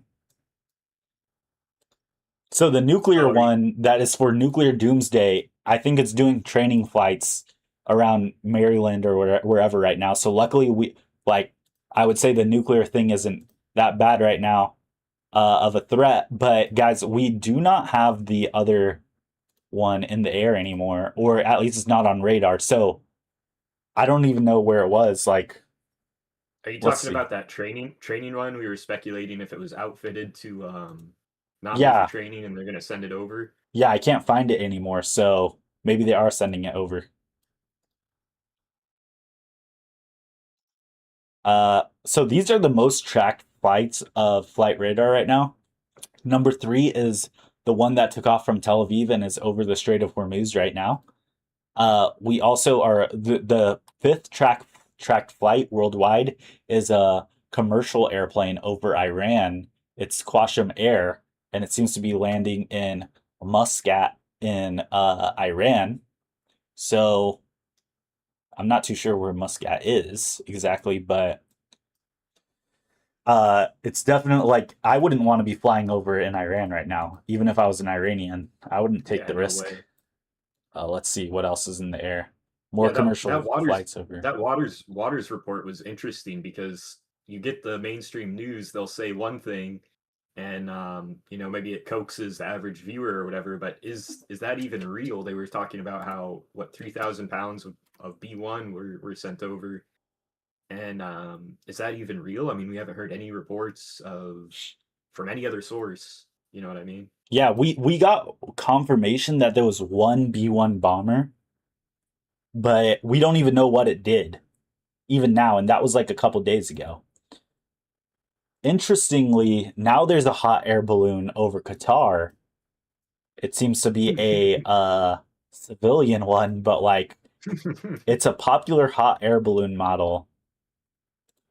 This is what it looks like, by the way. I'm showing this on YouTube, so I don't know why. Who would be taking a hot air balloon flight right now in Qatar? Like you're in an active war zone, buddy. Like what are they doing? So that's kind of funny. Let's see what Hot else. air balloon warfare in 2027. It's like World War One. He has like grenades or something. So crazy. But right now we're just looking at military aircraft specifically on flight radar. Uh, yeah, so there's two refuelers in the Strait of Hormuz, basically, and then there's so many more coming in. Let's take a look at the other ones. It seems that okay, these moose ones are like that's their tag, dog tag or whatever. There's a like with the refuelers, there's tons of C-17A Globemaster 3s, which are like transport aircraft, uh, with them as well. And they're not refueling off of the refuelers. They're just coming in on their own. So it's like, what are they carrying? Are they carrying troops? Are they carrying missiles and supplies? We have no idea, really. Let me read since y'all's since you comments. What? since you've Yeah. gotten the premium flight radar, have you noticed there's been a huge uptick in like the planes going down there and refueling and landing and all that? Yeah, I mean, from when it comes to the military stuff, for the past, I'd say 3 or 4 days, there's been a ton more. Now, before that, there was not as much as we see now. Before the biggest thing was a couple of these C-17As, like three of them were going back and forth, and everyone was saying, "Wow, that's a lot. What are they carrying?" And we found out that they were carrying, uh, the deceased people back to Germany, and because there was 3 or 4 people that unalived. So now when we're seeing literally 20 to 30 of them go back and forth, it's like, what the hell is going on? Micro Citizen says, where was that on X? Um, what specifically? Right now we're looking at Flight Radar 24. Okay. We also have been looking at marine traffic. We've been looking at Mech OSINT, the Hormuz letter, uh, Iran, and like just searched up Iran, and this guy that gave this really good paragraph was DD Geopolitics. I also look at OSINT Defender and Rerum Novarum. I trust them the most for like the official stuff. They haven't been saying much today, so yeah, there's been a lot of different sources here. But let me know what you were asking about, and I'll try to find it for you. So there's a lot of maps here of strike zones, and more video of Western Iran's areas facing explosions. This was from 4 hours ago. Now, this stuff that I'm showing now is I can't really confirm that this is new or true video, but we're gonna look through it anyways. It seems like 4 hours ago, telecommunications, regular authority building was hit in Bandar Abbas. Uh, Everyone's making maps of the strikes here. We saw the footage from CENTCOM. It seems like they were the Hormuz letter. Yeah, that was this one right here. Uh, I look at them now. I don't know how much I trust their sources, but they seem to be doing a pretty good job for as long as I've been checking them out. Uh, yeah. Okay. Let's see. So let's see. Okay, so 11 hours ago, Senate votes 49 to 47 to block a measure seeking to restrict Trump's war powers in Iran. So that basically shows that the Senate's in confirmation with what Trump's doing. They're going to let him continue what he's doing in terms of stuff like that. So this was 7 hours ago. There are most likely B-1B bombers heading to Iran right now. Tankers from Romania were observed again, and several fighter jets were heard taking off from Israeli bases in Jordan, and an increased presence of tankers. Another limited strikes tonight? Question mark. Escalation? Question mark. Can't tell, but earlier, interestingly, the IRGC claimed that the U.S. used B-1 bombers on Tuesday because their Tomahawk missile stockpiles were critical. Only time will tell. So, like I said, guys, the B-1 bombers don't show up on flight radar. They don't turn the transponders on for extremely important aircraft like that. So we'll have to keep seeing. But Carla, it says your message was retracted. I can't even read it. So I don't know what you said, but yeah. Thank you guys for the follows on TikTok. Like I said, I'm showing this stuff on YouTube. It's Jared on an Island, no spaces. Go check it out.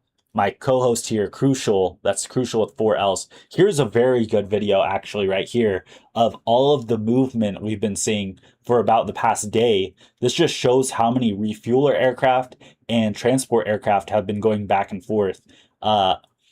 This is a crazy amount, guys. Like all the smaller planes are C-17s and the larger ones are refueler aircraft. So, I mean, we're seeing them go back and forth. I see about like 3, 4, 5, 6, 7. Like these refueler aircraft, I don't know if they're being traded or if they're all just stockpiling there. I don't know, guys, but there's definitely a lot of new stuff adding in. Why you might be seeing hot air balloons per AI? It might just be like transponder trolling, but here on Flight Radar, it does show that the seventh most watched aircraft or like flight right now is a hot air balloon. So I just looked up the hot air balloon pictures of what the title was.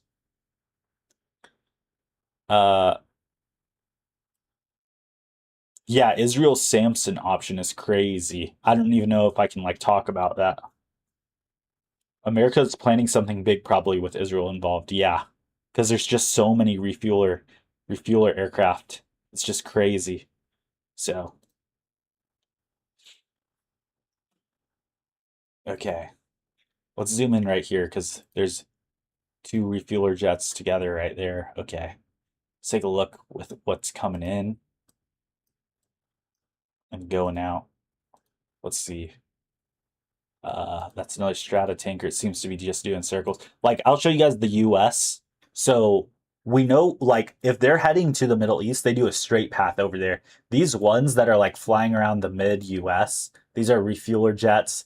When they do circles or laps or just go back and forth across the country, that's like training. They're just training and doing normal runs. Now, like this one went straight from one side of the country to the other.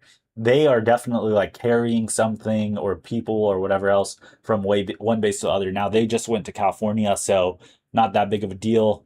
Uh, most of the stuff here in America is going to be training and stuff like that.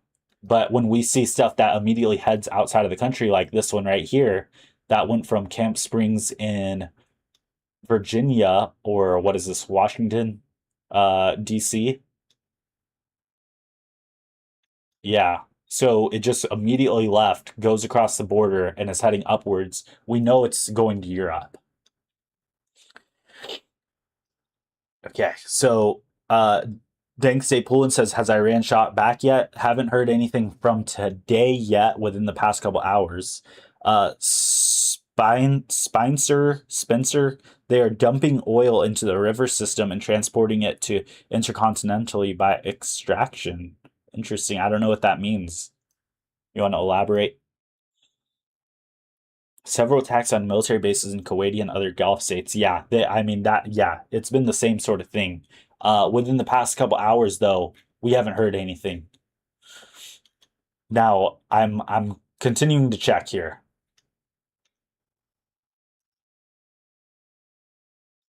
Yeah, I wonder how long because Iran's attacking some of the bases we have in Kuwait and other places, right? I wonder how Yeah, long they do that before it's no longer offensive and it's defensive. I know we're pretty strong militarily, but it's so far removed from, it takes a lot of manpower to get our stuff over there. yeah. Okay, so here's a video. Bahrain is allowing U.S. to launch missile strikes, which is PRSM systems on Iran from its territory. We can see the launcher here shooting a rocket, guys, and this is on YouTube. So this is the truck with the rocket launchers like the ones we were blowing up for Iran. You can see it in the back here, and then it's gonna fire a missile. Boom, or at least there's another truck right there. Boom, it launches. It's in the air. We see the streak, and they launch slow, and then they hit the second phase, and then they go a lot faster in the air, and they have this white tail of smoke. You can see it change like fuel systems as it goes up. There's another launch going straight up into the air, and guys, these rockets go super high in the air, like Some of them, like ballistic missiles, go basically into space and then they come down. Pretty crazy stuff.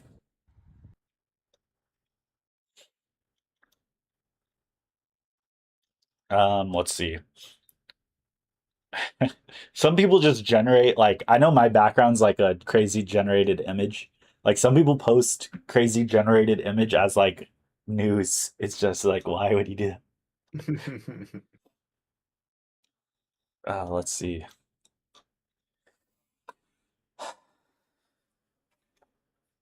I don't know, guys. This I like searching up Iran on X just like has crazy results. It's like not really that helpful. Yeah, a couple months old on a lot of these. Yeah. Um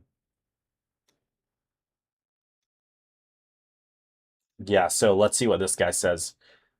Fox News unfortunately validating one of his biggest concerns right now in the Iran war. Trump moving forward with bridge and power plants today. There's no military strategy at play here, just to be clear. This is about terrorizing the Iranian people. That's what that guy says. Interesting. So it's going to escalate. It started with salination plants, and now it's going to. I mean, we saw a couple days ago they were hitting bridges, and Yeah, they were hitting little bridges, I guess, maybe to prove a point or something.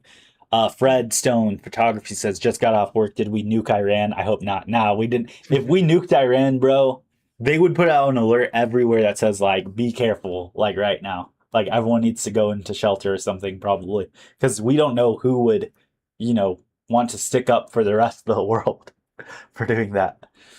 yeah, I think everyone would get a notification on their phone if something that big happened. Yeah. So, They did luckily, it. no They did it. nukes. They did it in. I remember it was like an accident at the very start of 2020. Do you remember the Hawaii? We got like an emergency thing, and then the next day they were like, "Oh, that was a mistake. We didn't mean to send that out to everyone." Do you remember that? It was like Yeah. Hawaii, Yeah. Hawaii big bombs or They're like something North Korea crazy. has launched a ballistic missile. Everyone get to cover immediately. Yeah, yeah. And dude, do you remember like all the stories about people freaking out? Did you ever see the one with Jim Carrey where he's like he just accepted his fate and just sat on the beach? No, Like he's that's like, funny. yeah, I just came to peace with the fact that it was all over, so he just sat on the beach and like just like watched the sunrise or something, and he's just sitting there and he's like, well, it's been like 15 minutes, like don't you think it would have happened by now? And then he had to like eventually just like get up and walk home because like no one was gonna come tell him that it didn't happen. He was just like, I guess it's just not happening. Beast mode, beast mode. Or there was like stories of people being like there's like videos of everyone like throwing their children and stuff into the storm drains being like we gotta get underground, it's the only place that's safe. And everyone's like crying and freaking out. Was pretty crazy. Frank Renner says that wasn't an accident, look up the Zuma rocket. Oh, well, still everyone freaked out. That's what the crazy part was, I guess. So yeah, I mean, guys, like I said, like I said at the start of this, the whole thing for today was that we haven't been getting that many updates from that many sources, but we know something is definitely happening there. We just aren't hearing about it. Uh, so we've been speculating all day. That's really what's been going on. Secretary Marco Rubio, 19 hours ago, he says, I hope that the Houthis stop. They shouldn't really do that. They got suckered into this by the Iranians. The Houthis largely were smart and stayed out of this all throughout the conflict. They now apparently have gotten themselves suckered into this by going after Saudi Arabia and their ships. I was reading reports a few hours ago that was actually a Saudi fuel ship that flagged Chinese. It's a Chinese ship. Are they going to blow up the Chinese ship? This becomes a problem for China. This will become a problem for the whole world. And I hope that will de-escalate because I think the Houthis, frankly, got snookered into this thing by the Iranians. They were smart enough to stay out of it, and they should stay out of it, and they should stop. We'll see what happens there. Obviously, it's not a positive development. We'll see what happens. So it's interesting that Marco Rubio says this because he's trying very hard to like kind of praise the Houthis somehow by saying like, "Oh, you guys are really smart. I don't know how you guys got suckered into this by Iran. Like, listen, you guys are getting suckered into this. It's completely not your choice. We won't blame you for stopping." He's basically saying that like it's not too late to stop, guys. We won't punish you if you just stop now. That's basically what he's saying for the US. Now, uh he's also saying something that I was trying to bring up earlier that like I couldn't really explain well, where it's like ships flag, which like means put a different country's flag on their ship, even though they're all from a certain country. So when he says a Saudi fuel ship that's flagged Chinese, it's a Chinese ship. Are they going to blow up a Chinese ship? It's like they're all going to label themselves as a different country. So it's like, are they just attacking any oil tanker? Because then, like what Marco Rubio said, it becomes a problem for everyone on an economic scale. Uh, Let me read y'all's comments here. Frank Renner He's says, just he's yeah, just asking like, don't screw up the Red Sea, please don't screw up the Red Sea. yeah, it sounds like he's begging to not screw it up, or for them not to screw it up. So Frank Render says they launched a rocket from Cape that direction. 24 hours afterwards, there were two ICBM alarms, and then an earthquake in North Korea. We lost the Zuma rocket. Interesting. And he says, I live in Cape Canaveral. Oh, he's talking about the Canaveral. 2020 when we got that alert. Yeah. Hmm. Matthew says 62 miles, 100 kilometers is the Kármán line and considered space. Okay. And he says ICBMs go up to over 62 miles in altitude. So right on the line. Interesting. Ali says because Saudi Arabia hit Yemen airport 2 weeks ago. Yeah. Because an Iranian plane was trying to land at that airport. Okay, let's see. Okay, this is from Russia Today, so I don't know about this, guys, but famous Iranian Hormuz reporter joins ranks as sniper to defend Iran, and it's him here with sniper. IRIB veteran says he'll fight for Iran with both his microphone and a Dragnov, which is a sniper. And he's here on television like with the sniper. It's kind of crazy. I mean, that's aura. Just kidding. That is aura. It is aura. I mean, yeah, I guess so. But like, what's like? I would not He's want just to. I saying would that not want to because put. I what? would not want to put my face directly with that message if I was him. That's crazy. Yeah, I mean, I think he's doing it because he knows like there's no ground invasion right now, so he's like just trying to gain aura points. Yeah. But well, like imagine if he does fight, like if we did like a ground invasion, that would be crazy. Okay, let's see. So this is apparently a video from IRGC commander of the commander of the IRGC in a lecture around 1997 explaining asymmetric plans to defeat the United States in his advanced war course. The key to destroying the US is to drag it into a coastal and land warfare. The goal is to completely deplete it and destroy it economically and politically, and contain the war in a theater where all of America's strengths become its weaknesses. The US Navy is an old husking dinosaur of the Cold War, as Yemen has proven. Iran's objective is to prolong the war while not meeting America's strengths, and until the last 3 days, it has done a mediocre job of that due to its tepid appetite when it comes to destroying civilian infrastructure in order to sematize that aspect of the war and keep it away from the playing field. Now that this is gone, General Soleimani's vision is within reach. But how can Iran drag the US into a land war, and how would it do so without destroying itself and economy, as many nations in the past have done? Uh, this guy is going to explain it in the thread, but with this seminal lecture as the contextual basis, it will be difficult to appreciate and understand. Let's see what he says. And there's no thread. Okay, never mind then. I mean, even if that's a BS AI post, it does make sense what he's saying about the Navy's a dinosaur from the Cold War. I mean, we have tons of refuelers. I get they can be refurbished, but I mean they're 70 years old. That does not make sense in my head. I don't care how you spin it with refurbishes and everything. Even if it's just the bones of the plane, you would think it would be redesigned completely within 70 years. Yeah, and the crazy thing is too is like the newer ships run off so much more expensive stuff. Like I don't know about you, but even when I was like in elementary school, I was told about the new US military boats are going to have lasers on them, but they're really expensive and they can like barely pop a balloon, like or it costs like $80,000 a second to shoot the laser to destroy a missile. Like, did you ever hear Yeah, about that stuff or no? yeah. Looking back, that was like some super propaganda. We got, I think it might have been elementary school or middle school. It was like 3 months straight of just our Navy's the best in the world. It's like, okay, well, what are you actually telling us about it? It probably was just, from the top down, telling us how to think and what to think.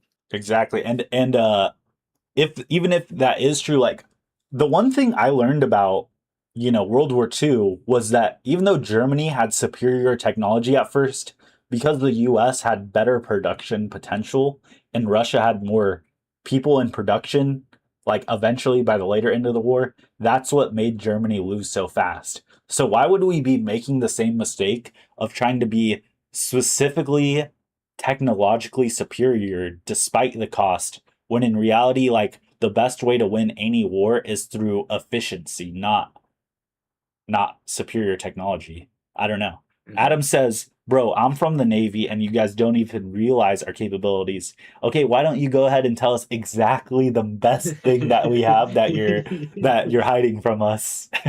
Some in-depth, hidden, unclassified Navy information. He says, "We have nuclear powered ships."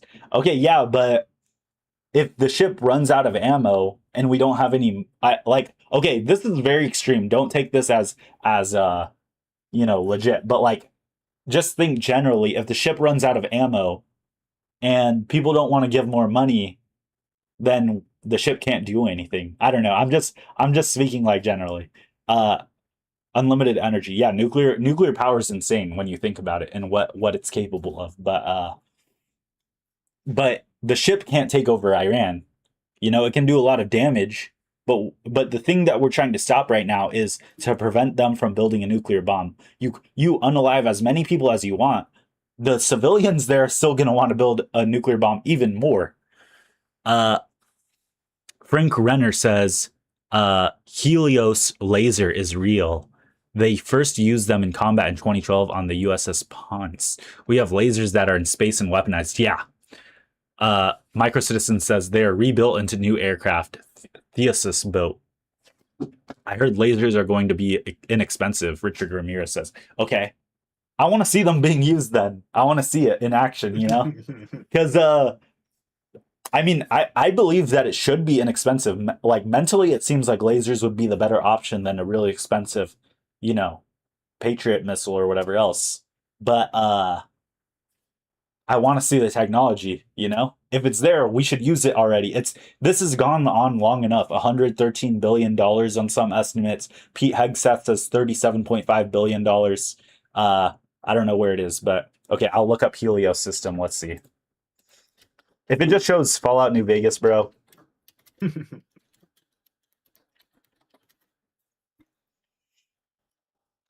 Okay, U.S. Navy Helios laser weapon.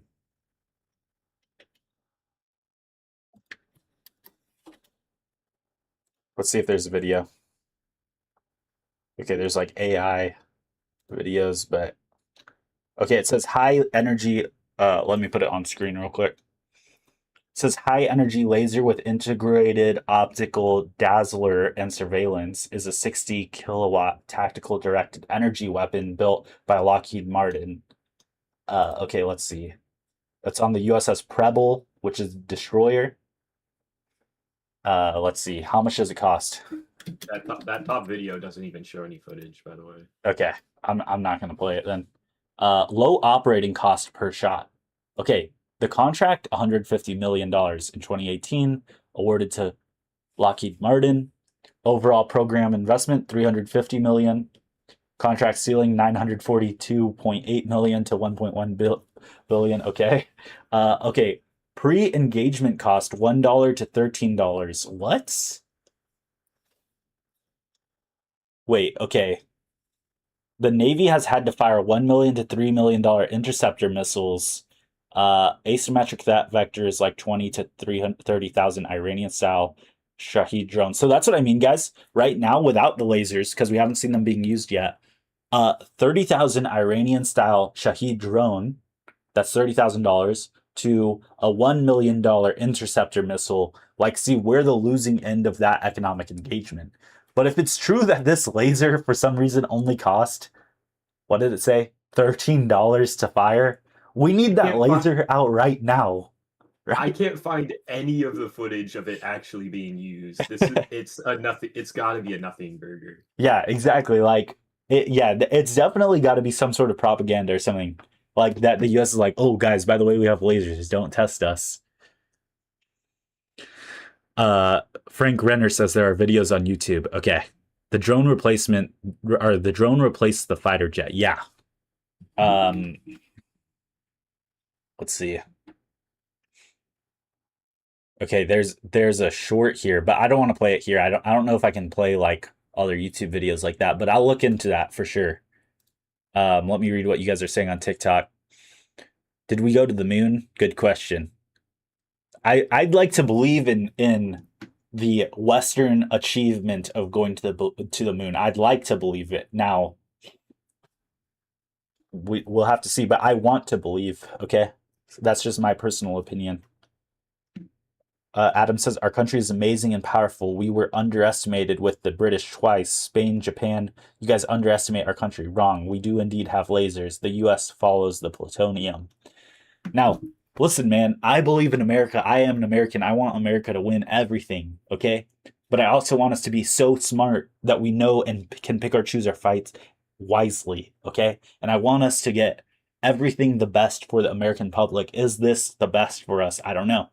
And also, we did beat the British twice 200 years ago. We did beat Spain 100 years ago. We did beat Japan 60 years ago. Okay? Now, did we beat Vietnam? Did we beat Korea? Did we beat the Middle East? Yes, I do believe we did technically, but the weapons of mass destruction weren't real. The oil or whatever we were there for didn't really help us at the end of the day. As much as we'd like it to, at least. Vietnam, they got Vietnam, no matter how much damage we did. South Korea, luckily, that like worked out in our favor. North Korea still exists, and they have nukes, and they don't use them. So I sent you the only legitimate footage I could find. The rest is just like AI slop. okay, let's take a look. Oh wow, well that looks crazy. Like if I saw that, I would like, I don't even know what I would do. First comment, that's some Fallout weapon. Interesting. So why haven't they used this then? Like that would be perfect And for it. why is there Wouldn't it? no other actual footage of it? Yeah. I don't trust like that, man. I just don't trust like that. Okay, let's see if there's any breaking news at the moment. Let me read y'all's YouTube comments actually. Guys, we are on YouTube. Jared on an island showing flight radar right now. No spaces, go there and sub. I'd really appreciate it. And I'm also reading YouTube comment first, and then I'm here with Crucial. That's Crucial with 4 L's. Sub to him on YouTube, guys. His content's great. Are you live right now or no? Yeah. Okay, I'm just he's restreaming your stream though. yeah, he's live right now. You can watch from there too. Go sub to him. We'd appreciate it. We'd really appreciate it. And thank you guys for being here as well. We're speculating today, but we're also trying to check all the latest radars, news reports, talk of the town, opinions, everything like that. So we do appreciate you guys for being here. I don't have a schedule of when I do this stuff, but when there's breaking news, you'll see me live. Okay, that's all I can say. Now this weekend, if anything happens, I might be a bit busy. I won't lie. I don't know if I can be that live this weekend, but I'll try to be if anything happens at least tomorrow morning or Sunday afternoon. So we'll see. But reading y'all's YouTube comments. Yeah. Today, the previous day, tons of stuff was going on. So it felt like the calm before the storm. And we just wanted to read between the lines and see if we could try to speculate or guess what might be going on over there. Okay, Adam Martinez says, I'm telling you, I saw things, bro. Unexplainable things. Can't explain, bro. Can't explain it. Okay, I believe you. Sources be. Source, trust me, bro. Sorry, bro. I'm messing with you. I do believe you. If you were in the military, I believe you. I do trust you. Okay, but like at the same time, like, what am I supposed to say here? I can't. You're not showing me proof. Uh, Micro Citizen says is Flight Radar an app? Yes, there is an app of it. Okay, and you can also go on Flight Radar 24. That's the website, and you can see it there too. Now the thing is, there's a premium. I have the premium, so I can filter out and only see the military aircraft. So unless you want to pay for it too, I mean, you can just ask me, and I'll try to show you whatever you want to see. Okay, let me read y'all's YouTube comments. Sorry, I've been kind of slow with this. Okay, the space lasers are real. We removed the diodes from consumer purchase in the 2010s. The Maui fire happened to be across the water, the Naval Direct Energy Weapon Research. I was an ET from 2009 to 2014. That's real. Navy electronics technician. I was deployed off the coast of Iran in 2011, 2012. Okay, so what is your take on this whole thing? Mad Dog Menser says, if we're so great beating the British twice 200 years ago and destroying Germany 80 years ago, how come we can't liberate ourselves and beat redacted? Okay, man. Uh, all right. Adam Martinez still going on. No, I'm telling you.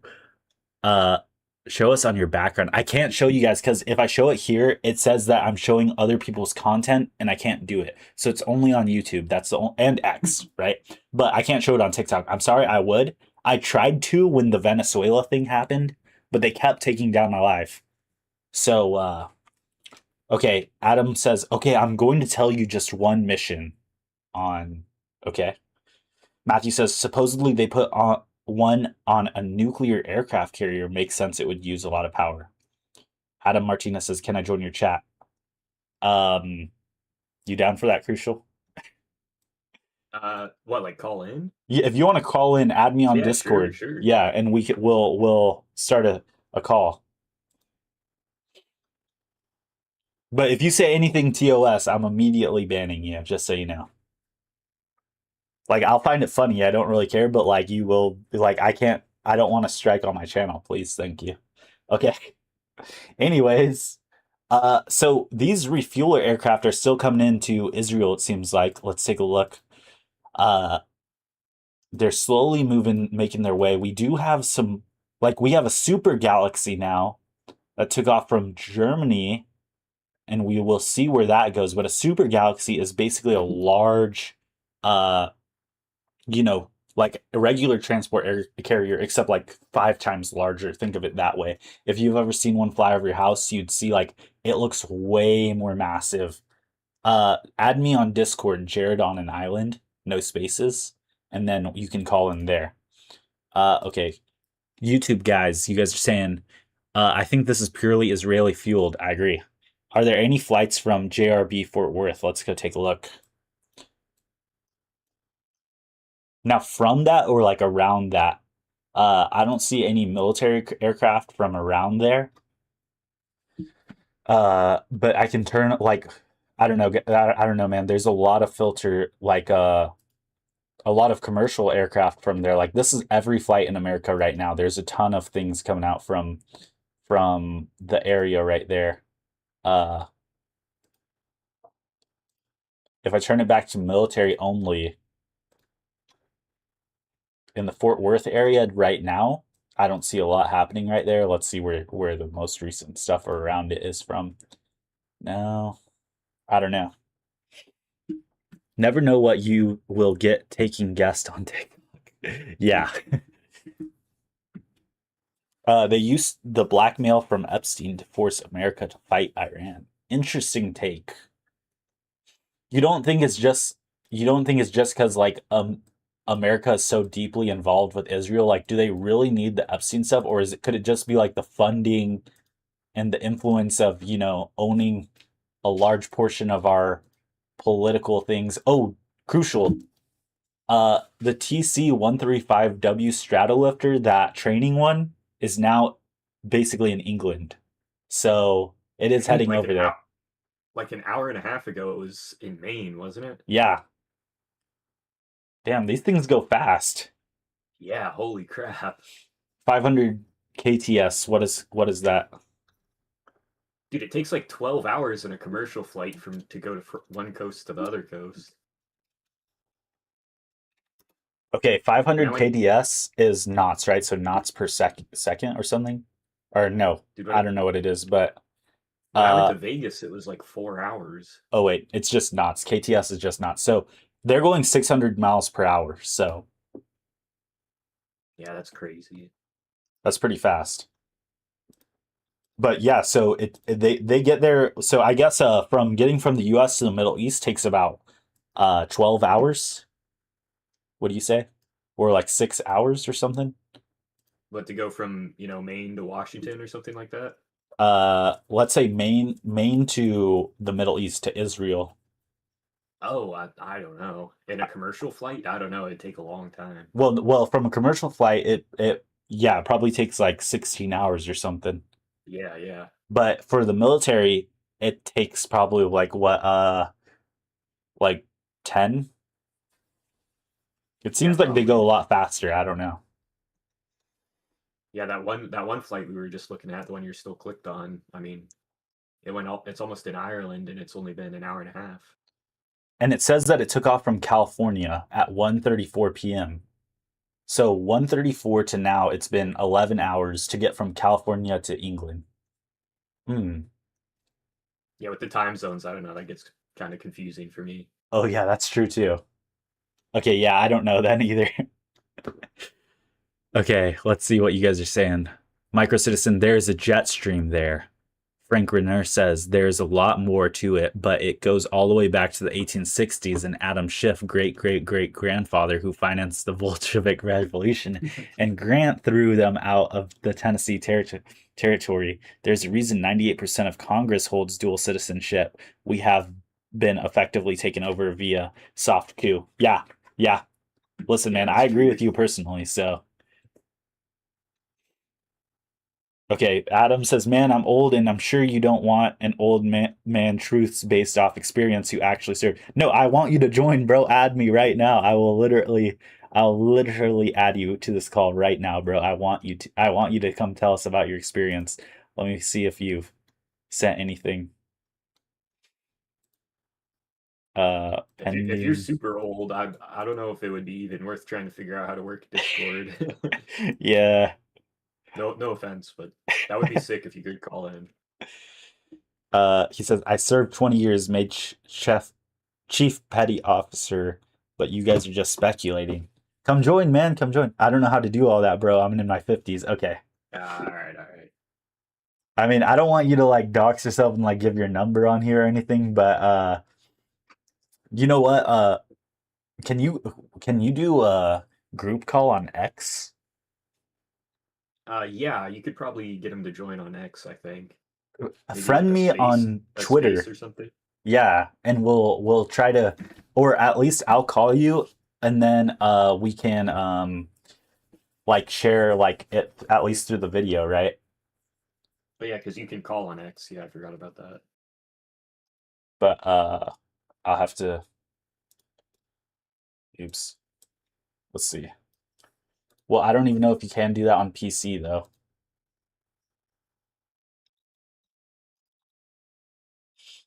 Yo, I don't know if Ray Pete Hubbly Bubbly Emporium's watching, but thank you for the Twitter mention, man. Let's see. I'll test it real quick. Oh yeah, you can on. Oh wait. Okay, well, I think you can call some people. So just friend me on Twitter and we can try to get the call going. But yeah, okay. All right. So yeah, I can't believe this supposed training aircraft has made it all the way to England right now. It's going to be used in the military, or I mean in the Middle East. Like that definitely shows that something big is going to happen because that this wasn't over here before, you know?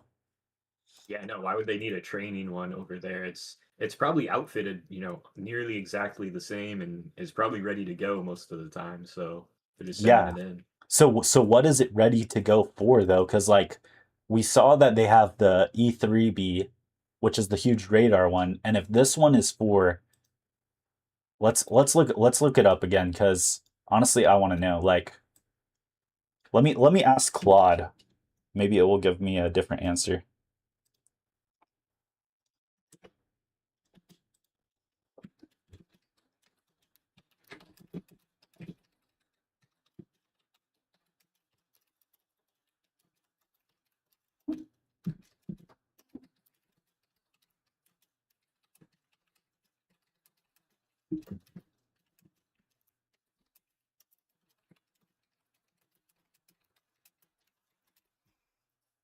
All right, let's see. So, guys, right now we're just seeing this Boeing TC-135 Stratolifter. It's like a radar plane, guys. It's like very new. Like, I guess it's not new. It was made in 1962, but it's an advancement of technology being used there. So, it's a Revette Joint Spy plane. So, this shows and that something bigger is about to happen because they're bringing in new technology. So this is what it says. It's the trainer version of the RC-135 Revette Joint Spy Plane, and it's normally a flying classroom. Crews practice electronic spying missions on it without using real spy planes. Only two are left in the whole world, and this one is based off out of Nebraska. This one specifically flew from RAF Mildenhall to Al Udeid Air Force Base in Qatar. Well, it says that, but it's not there yet. So maybe it's saying that's its next thing. Maybe somehow the AI just gave away something right there. Does Claude know? Yeah, I don't know. Oh, it's getting its. Wait, okay. Let me see where the link is pulling from here. It's pulling it up. Oh, it's just from Egypt's Intel Observer. Okay, so it was in the Middle East before, apparently. When was this? January 27th. So it was over there earlier this year.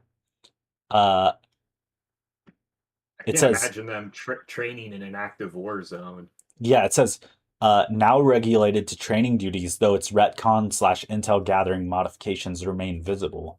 So it was in the Middle East, and I bet in name only is it a training thing.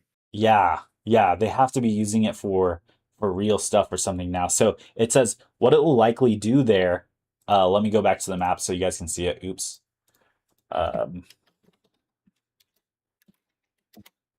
so it says what it will likely do there is support role, not combat. It doesn't have any weapons. Probably help the real spy planes. Extra airframe for crew proficiency, spare parts slash support, or limited signals listening work.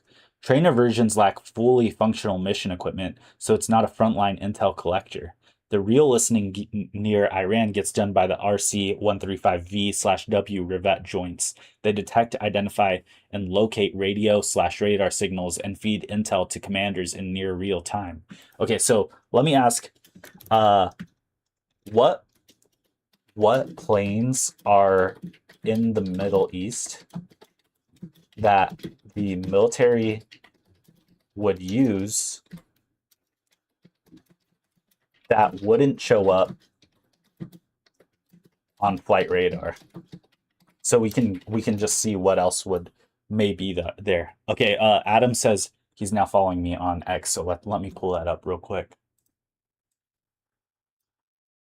All right, I'm gonna friend you back, and then I'm gonna call you. All right, at least I'm gonna try to. Just friend or see if you can.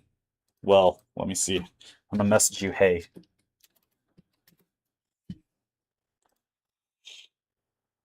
And make sure you have relay calls turned on, or else he can see like your IP and everything. oh yeah, and that's okay. He can see. I don't know. Whatever. Well, for Adam, yeah, you might want to turn that on, or me, I guess. I don't know. Uh, I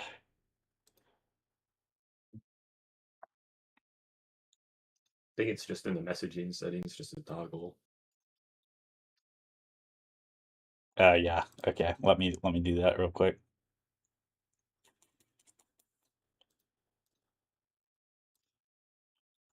Uh, you see the YouTube comments, right? Yeah, yeah. You should read them for a second while I figure this out. Okay, so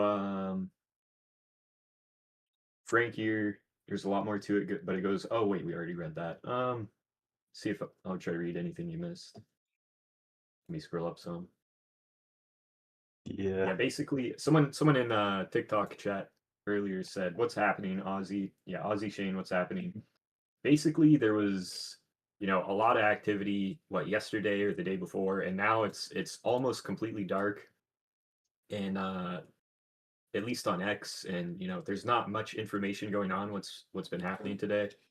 And we were just trying to read between the lines, kind of, and see what's happening. We can still see a lot of the aircraft going over, and there's a lot of refuelers, a lot of transport planes, and yeah, things are heating up, but we're not getting much of anything. I don't know if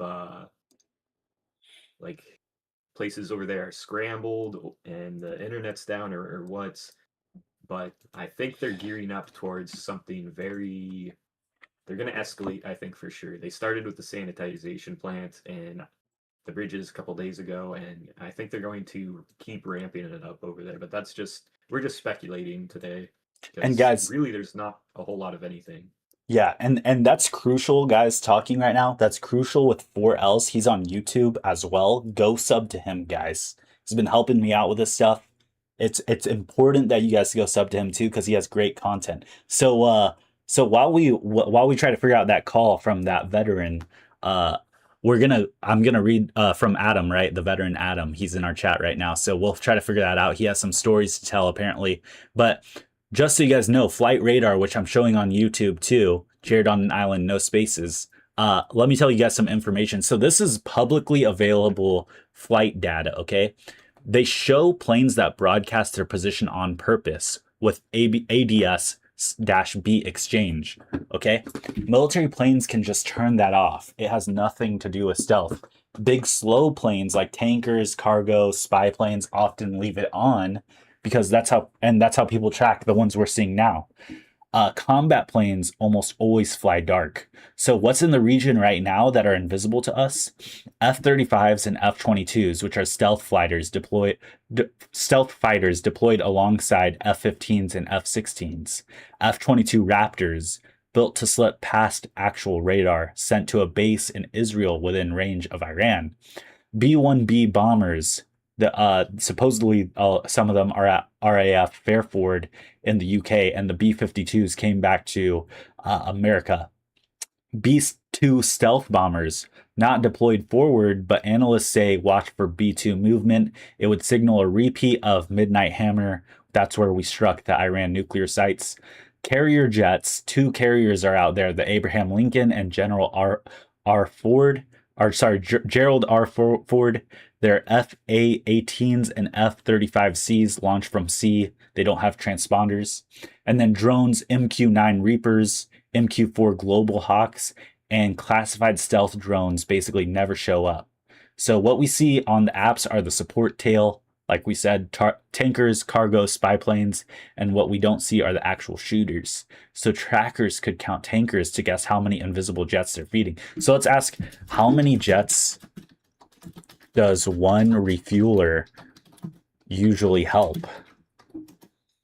And let's see. And guys, thank you for the follows on TikTok.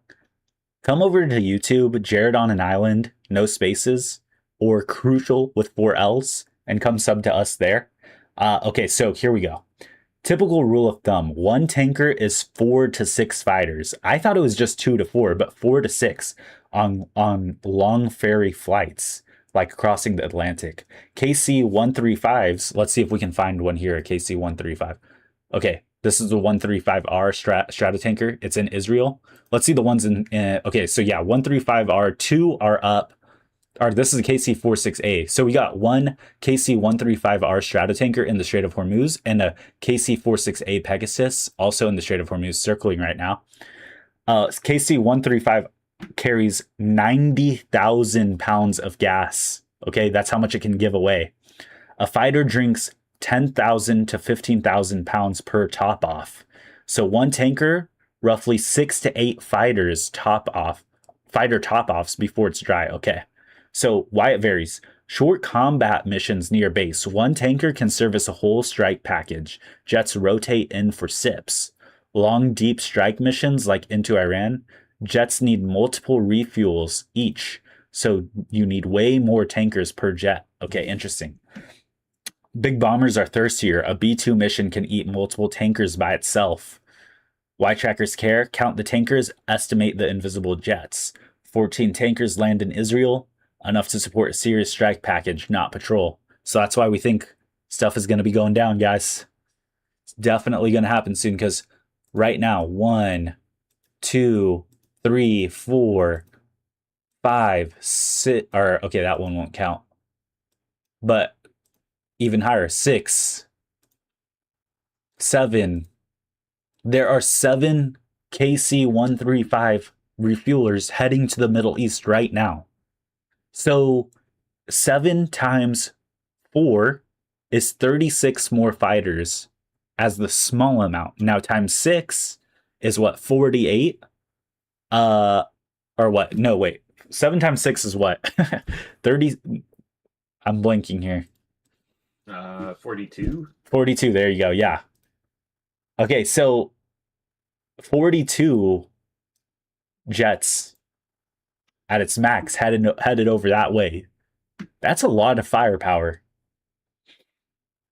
And that's not including the, the super galaxy that seems to be heading over there now, as well as all the small C-17s that have been going back and forth.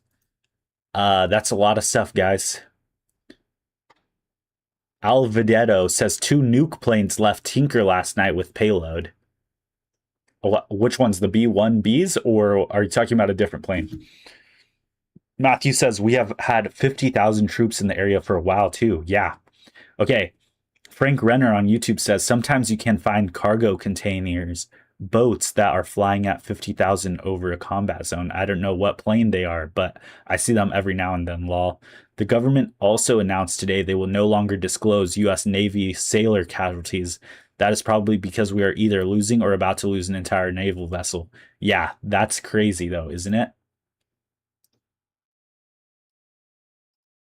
Like, that's crazy.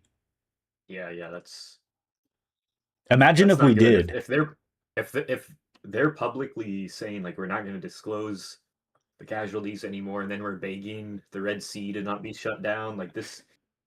I'm not saying it's embarrassing because I'm American and I don't want to, but I mean it's not a good look. Yeah. It's not a good look at all. Like, that is crazy though. Like, it's also just crazy that the American public is just like, okay, guess they're hiding it from us now, even though I was just like pretending to care a whole bunch. Like, that's crazy to me. Okay. You'd think by now too we'd have like some sort of major update on something. Yeah, right. Would you say we have like double the refuelers now today just compared to, a few days ago? It seems like it. Mm-hmm. I haven't seen an exact number, but I would say definitely there's definitely like almost double. I would say almost, if not already double.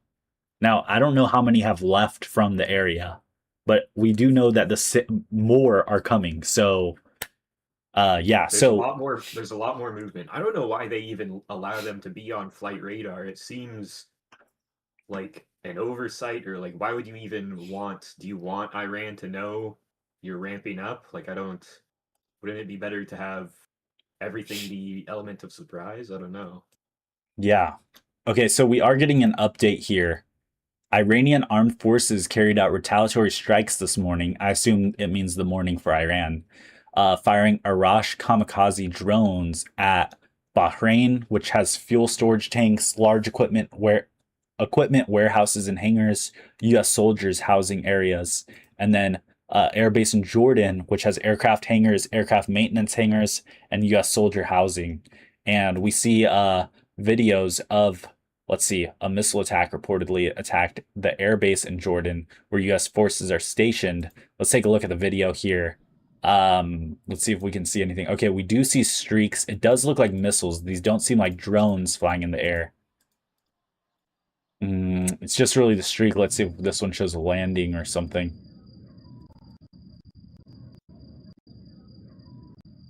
Just seems like more stuff flying through the air. Little white dots flying through the sky. And of course, for some reason, all the footage from this area has a stupid, like, what is this called? Like, watermark on all these videos. I hate it so much. Yeah, so that's just from a few hours ago because it's like 9 a.m. in Iran, right? Yeah. And it looks like it's light out or starting to get light out when these videos were posted. So yeah, very early in the morning there. Or no, it's still dark there. So maybe even just 3 hours. That's just 3 hours ago, possibly. Let's see. Okay. Just refreshing my news site, seeing if there's any breaking news. This is from July 22nd. For the first time, the U.S. Army has deployed the Dark Eagle long-range hypersonic weapon to Guam. Okay, this is from Guam though, so it's near China. That's just for defense there. This is from 3 hours ago. Ukraine. Let's see. Yeah, like you were saying earlier, if all those tankers are flying, different country flags than they're originally from, if one of the China boats gets hit, that's going to be a major issue. Yeah, for just everyone, because if any other country besides Saudi Arabia's oil gets hit, then everyone's going to be afraid to go through. Has anything recently in the last few years happened to China military wise? Like, do we know how much is it like if they get hit at all, are they just all out war freaking out, or is it like they just kind of, oh, one or two, if we get messed with a little bit here or there. Like, do you know anything about China's military? I haven't heard anything where they like say an official statement of what they will do to respond, but I know that I always see reports of Taiwan preparing for land invasion, China messing with Philippines Navy and stuff like that by like ramming boats, getting really close to boats, creating sand islands to like make makeshift uh air airstrips, but they don't say anything specific. I think that's on purpose though, so that they can, test the waters more. Mhm. Al Vedito says he's a retired colonel who works there. Told us, oh, a retired colonel who works there told us, I'm a lifer for former recon and military intel. Interesting. So, what plane though? That's what I want to know. Frank says yes, China got ran out of the Sahel region in northern Africa. They had a general get killed by an Al Nursa warlord. Interesting. He also said, the government also oh yeah, we already read that one. Okay. So guys, we're Yeah, on YouTube right now, by the way. Jared on an Island, no spaces, and crucial 4 L's at the end. Go sub. doesn't China have like a ton of money in northern Africa? Yeah. Like, aren't they, or is it southern or eastern? I don't know. They have a ton of money in Africa. Yeah, I'm I not heard sure that too. why. They're like building ports and bridges and stuff. Like Mhm. their whole thing is that they want to play the economics game in that building up the cities and then getting them into debt, and then the countries get into so much debt from like China's buildup of infrastructure that they basically belong to China. Mhm. Kind of sounds similar, but instead of that, it's like banking. So like at least China's doing something helpful for the country, I guess. Yeah, yeah. Uh, China built a railroad from East Africa to West Africa. The railroad is designated to be a fast track to get supplies to the West Coast. That's from Frank Renner. Still, Stale Hand Granite says China has slowly been building up its oil reserves, I believe. And then Frank Renner says the rail station is for the Chinese Navy. They are building a naval repair and ammo depot that is only 3 days from the U.S. That's Is that in crazy. is that in West Africa they're building that? That's gnarly. China is planning on going to war with the US in March of 2027. How do you know that exactly? That's kind of scary. That's pretty close. Yeah, I mean, I this remember like this guy China's 10-year plan or whatever for 2029, but I didn't hear about war specifically. this guy might be the real deal. He might have all the insider info. I'm having good vibes, I'm trying to trust this bro actually. Yeah, imagine he's like, "Yeah, I'm a Chinese general. I know exactly what's going on." He's just like leaking all the details. Frank is my American name. Okay, Al Vedito says, just check. China has navy off of Cuba and Alaska. Cuba listening post. U.S. report states China operates multiple signal intelligence facilities in the U.S. Coast Guard detects China naval ships operating in international waters inside the U.S. In Djibouti, the Chinese People's Liberation Army support base operations near the Navy base Yeah, I've heard of that too. That's why Cuba's so important to us because China keeps trying to build radar stations and other infrastructure in South America. We cannot allow that. I support that a lot more than, our Middle East endeavors because it's so close to home. We do have a right because of, the Monroe Doctrine and stuff to protect ourselves by protecting South America. Like, people don't want to admit it, but honestly, South America does belong to America. Like, the other countries are there because as like basically American colonies. Let's just not lie. That's how I feel anyways. That's like my way of viewing it. I know it may not be 100% true, but that's just how I view the world. Um yeah.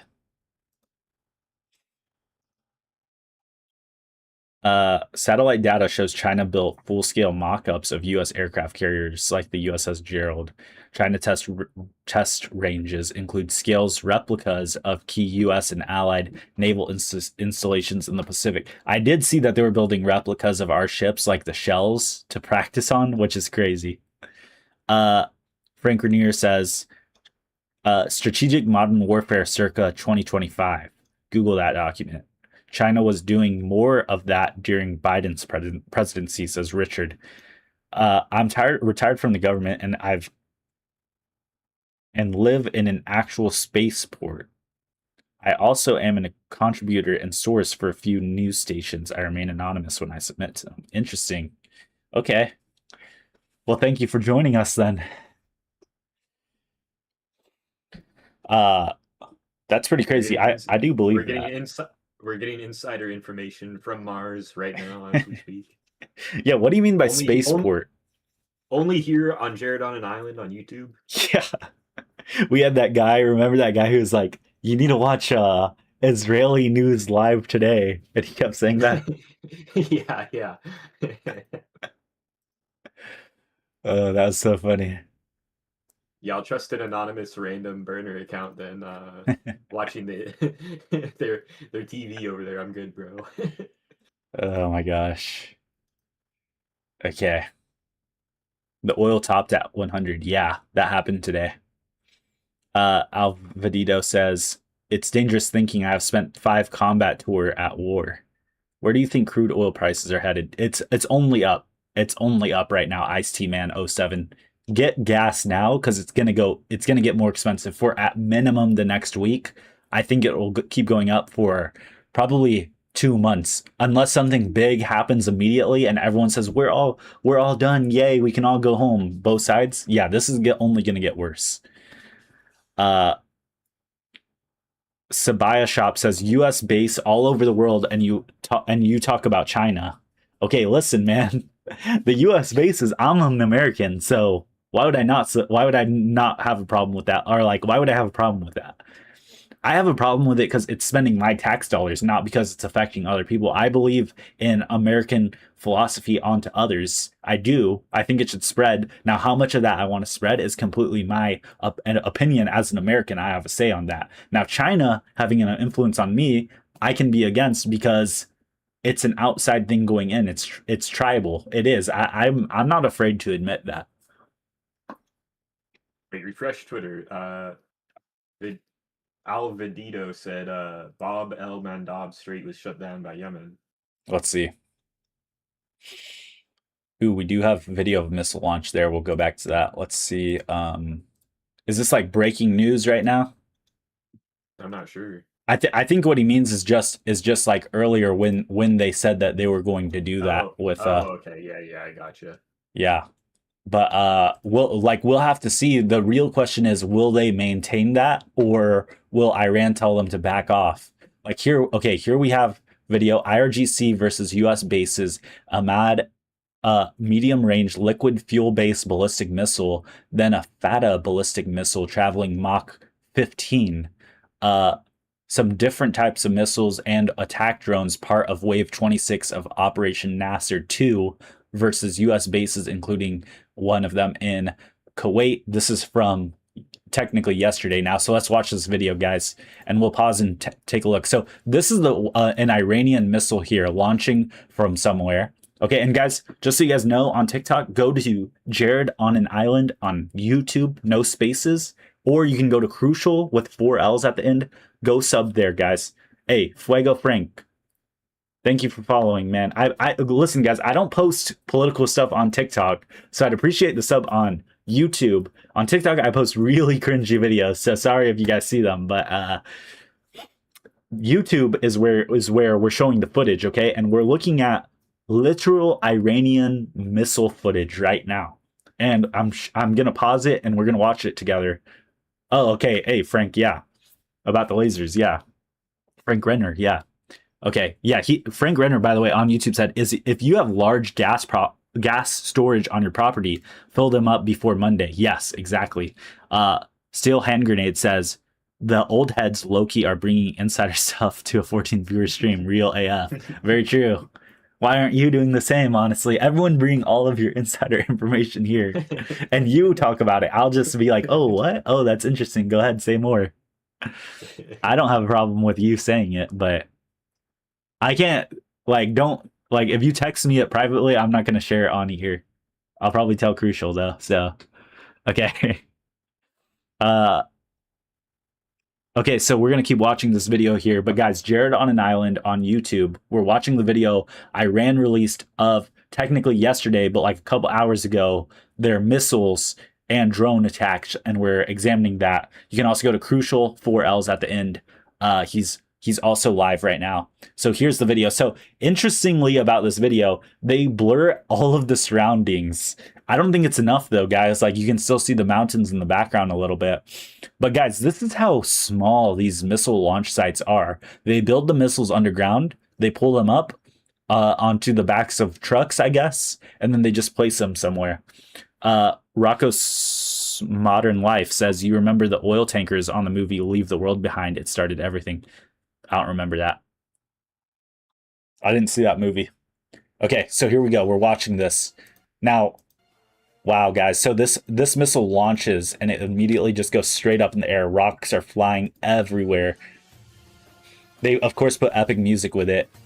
Crazy transition. Shows it in the air flying. It's like 1 pixel big with a white string behind it, which is the smoke cloud. They have that cool Middle Eastern music. I don't know if you guys can hear it right now. It's going up in the air.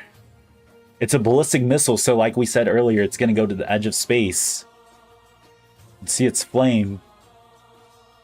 Crazy music, man. Crazy transition. There's the huge flame. It's going up in the air. It's starting to curve. Curvature of the Earth going towards its target.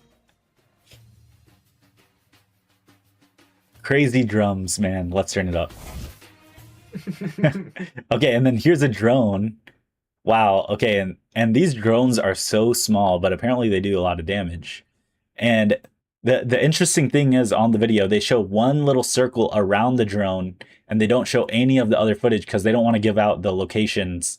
Because they know US intelligence, civilians like us, we all watch and we're trying to figure out where they go. Now, we're zooming in here. These look like two different types of drones. So this one is like a tan, like cement color, and it has wings on it. Launches up in the air, starts to fly, has a rocket boosted launch. And then this one is more like a missile. It's completely black. And it is a drone, and the whole thing's like mainly explosive and has a little turbine on the back, I guess, for the controls. It has a little rocket boost propeller, and then it's in the air and gone, and that's the whole video. So that was a part of Wave 26 of Operation Nasser 2. And that was fired at Kuwait yesterday, technically. So pretty crazy video. Let me read y'all's comments here. Okay, so it's on Netflix. Obama help. Oh wait, I can't mention that guy. Leave the World Behind. Yeah, okay, actually I did see that movie. It was about like the end of the world, right? Pretty crazy stuff. I did see that. That's crazy. Dude, what's interesting with the oil prices is if you remember back near the end of I can't say I'm the president before Trump's first term. Near the end of his tenure, or I guess it was more like 2012. I'm looking at the oil prices here, but it was about as bad as it is now. You know, $100 a barrel, and gas back then was like $4 to $5 a gallon. I think, at least where I was, and that was pretty bad, right? But you got to think about it economically, like with inflation and everything. So it's technically cheaper now, but I mean the economy is, I feel like, so bad and everything's just coming unraveled that it still feels nearly as bad or maybe worse now. You know what I mean? Yeah, and that makes a lot of sense because I did see something where it said like consumer goods prices are up 39% from pre-COVID. So if gas goes up by a little bit, it's gonna affect everything else. Like people don't realize like the shock waves that this stuff makes, right?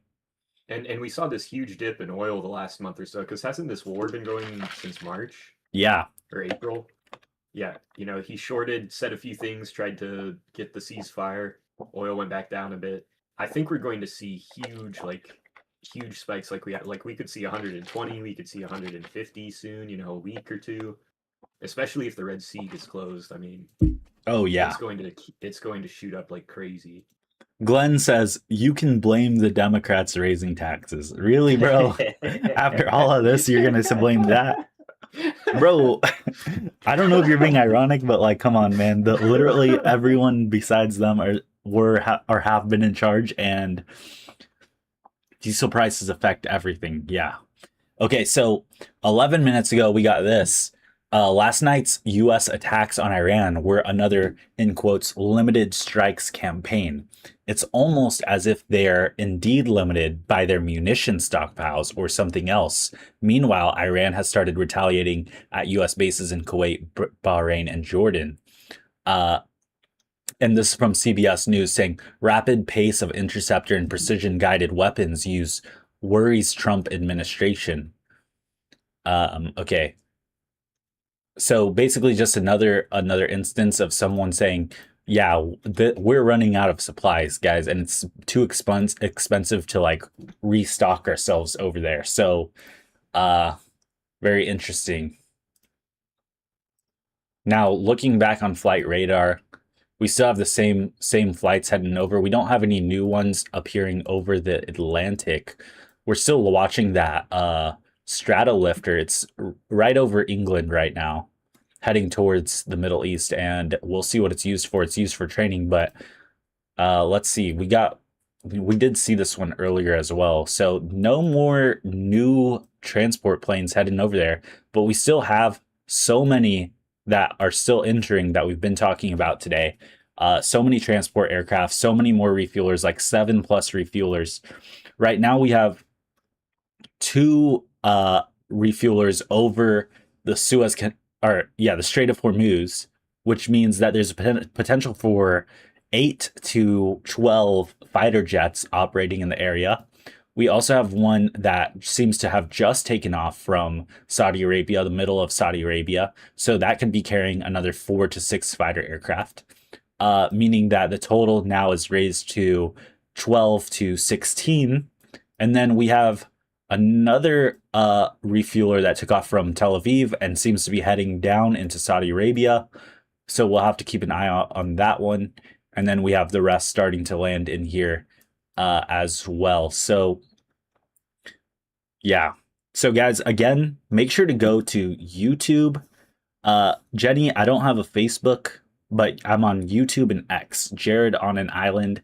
I'm also on Instagram. I'm basically everything Jared on an Island, no spaces. And then my co-host here, make sure to sub to him too. If you sub to me, you have to sub to Crucial. Okay. And that's Crucial with 4 L's. Very simple. 4 L's at the end. Sub to him too. Guys, we're almost on hour 3 here. So it is 1 a.m. as well. So you wanna wrap it up here pretty quick? Yeah. Well, I do want to ask you one thing. Go ahead. A few days ago, you were saying how Trump's kind of gaming the market, and he wants the stock market. Green is good, and he wanted to keep. He would strategically plan the strikes probably to keep the stock market from freaking out. Do you think that's probably going to go out the window soon with how much it's escalating? I think personally, I think it's still going to work that way. So what I think is going to happen is Trump is either going to do all of the strikes as soon as the weekend starts Friday afternoon and get it all out of the way if he can, or he's going to not do anything, use the weekend to pile up, and then next week as well, and then he'll do it next weekend. I think it has to happen on a weekend. Yeah, yeah. But I think he'll try to do everything on the weekend because, yeah, he doesn't want the markets affected too bad. So definitely, I think during the day tomorrow, he's gonna be like, "Oh, everything's all good. We're just stocking everything up. Like, look, guys, it's we can keep holding on. Like, it's not a big deal. Like, Iran's about to give up. He's definitely gonna say that tomorrow. Oh, Iran's basically already given up. They don't have anything left. He's gonna say it. We're I in promise you. we're in talks. Another ceasefire is going to happen. Yeah. Muckaroo says Trump must learn that he can't solve the world's problems without the rest of the world.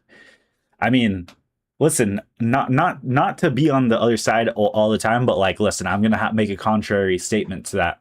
So far, we've been handling it alone. Israel won't even join in. So, I mean, it really matters. Like I said, it really just depends on how much we're willing to do, not how much like how much we want to do, not how much we need to do, because we can do it. People are right. We could wipe them off the map if we wanted to, but we don't. So Chad says, when do you think Iran is going to take Trump away? Probably never. They're not strong enough in that way. They're strong enough for defense. They're not really strong enough for offense. They can't reach America no matter what. We can reach them. They can't reach America. Unless they have like sleeper cells or something. But if they did, why haven't they used them yet? I don't think it's possible. They'll just waste our money to the point where we're hurting through economy, and that is the life of America. So, Oscar says they're bringing back the draft. You cowgirls better buckle up. Nah, I don't think they'll bring back the draft. That people get too anti-war when the draft like comes up as a topic. And if people are drafted, then they really care about politics a lot more because they were personally affected.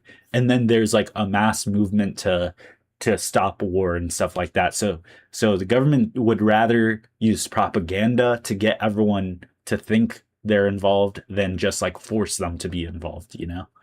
Uh yeah. And so yeah, maybe a draft would be a good thing because then more people will care, you know? More people would feel connected to their country. Like Israel has a draft, so literally everyone there like feels involved and needs to participate in the geopolitics of the region. The crazy thing is though is that they still support greater Israel and Israel expansion, so like they're all supporting it, you know? Okay. Yep. That is, people will be, Kelly said people will be in the streets. Yeah, I mean, you see riots for like feminism and like pointless stuff. I mean, imagine if there were a draft. I mean, the entire country would just be an uproar. It would be crazy. Yeah. Okay. All right, guys. Well, it is 1 a.m. now. We're on hour 3 of the live stream, so we're gonna call it quits here. If something major happens tomorrow, I'll be live, maybe like around 1 to 2 p.m. if something major happens, but if not, uh I'll definitely be back on Sunday. I'm gonna be a little bit busy this Saturday, so we'll see what happens. I can already tell as soon as I step away, something major is gonna happen. So brace yourselves for Saturday. I know something will happen while I'm away. So yeah, go make sure to sub to Crucial on YouTube. That's my co-host here. Crucial with 4 L's. Hey Matthew, thank you, man. I appreciate that. Make sure to sub to Crucial too, man. Yeah, but peace, guys. Jared on an Island on YouTube, though. Sub there. I'd really appreciate it. No spaces, super easy. Follow me there. Message me on X, send me stuff, TikTok, YouTube, wherever else. I'll talk to you guys, but that's gonna be it for today. All right, guys. Peace out. All right, ending my stuff.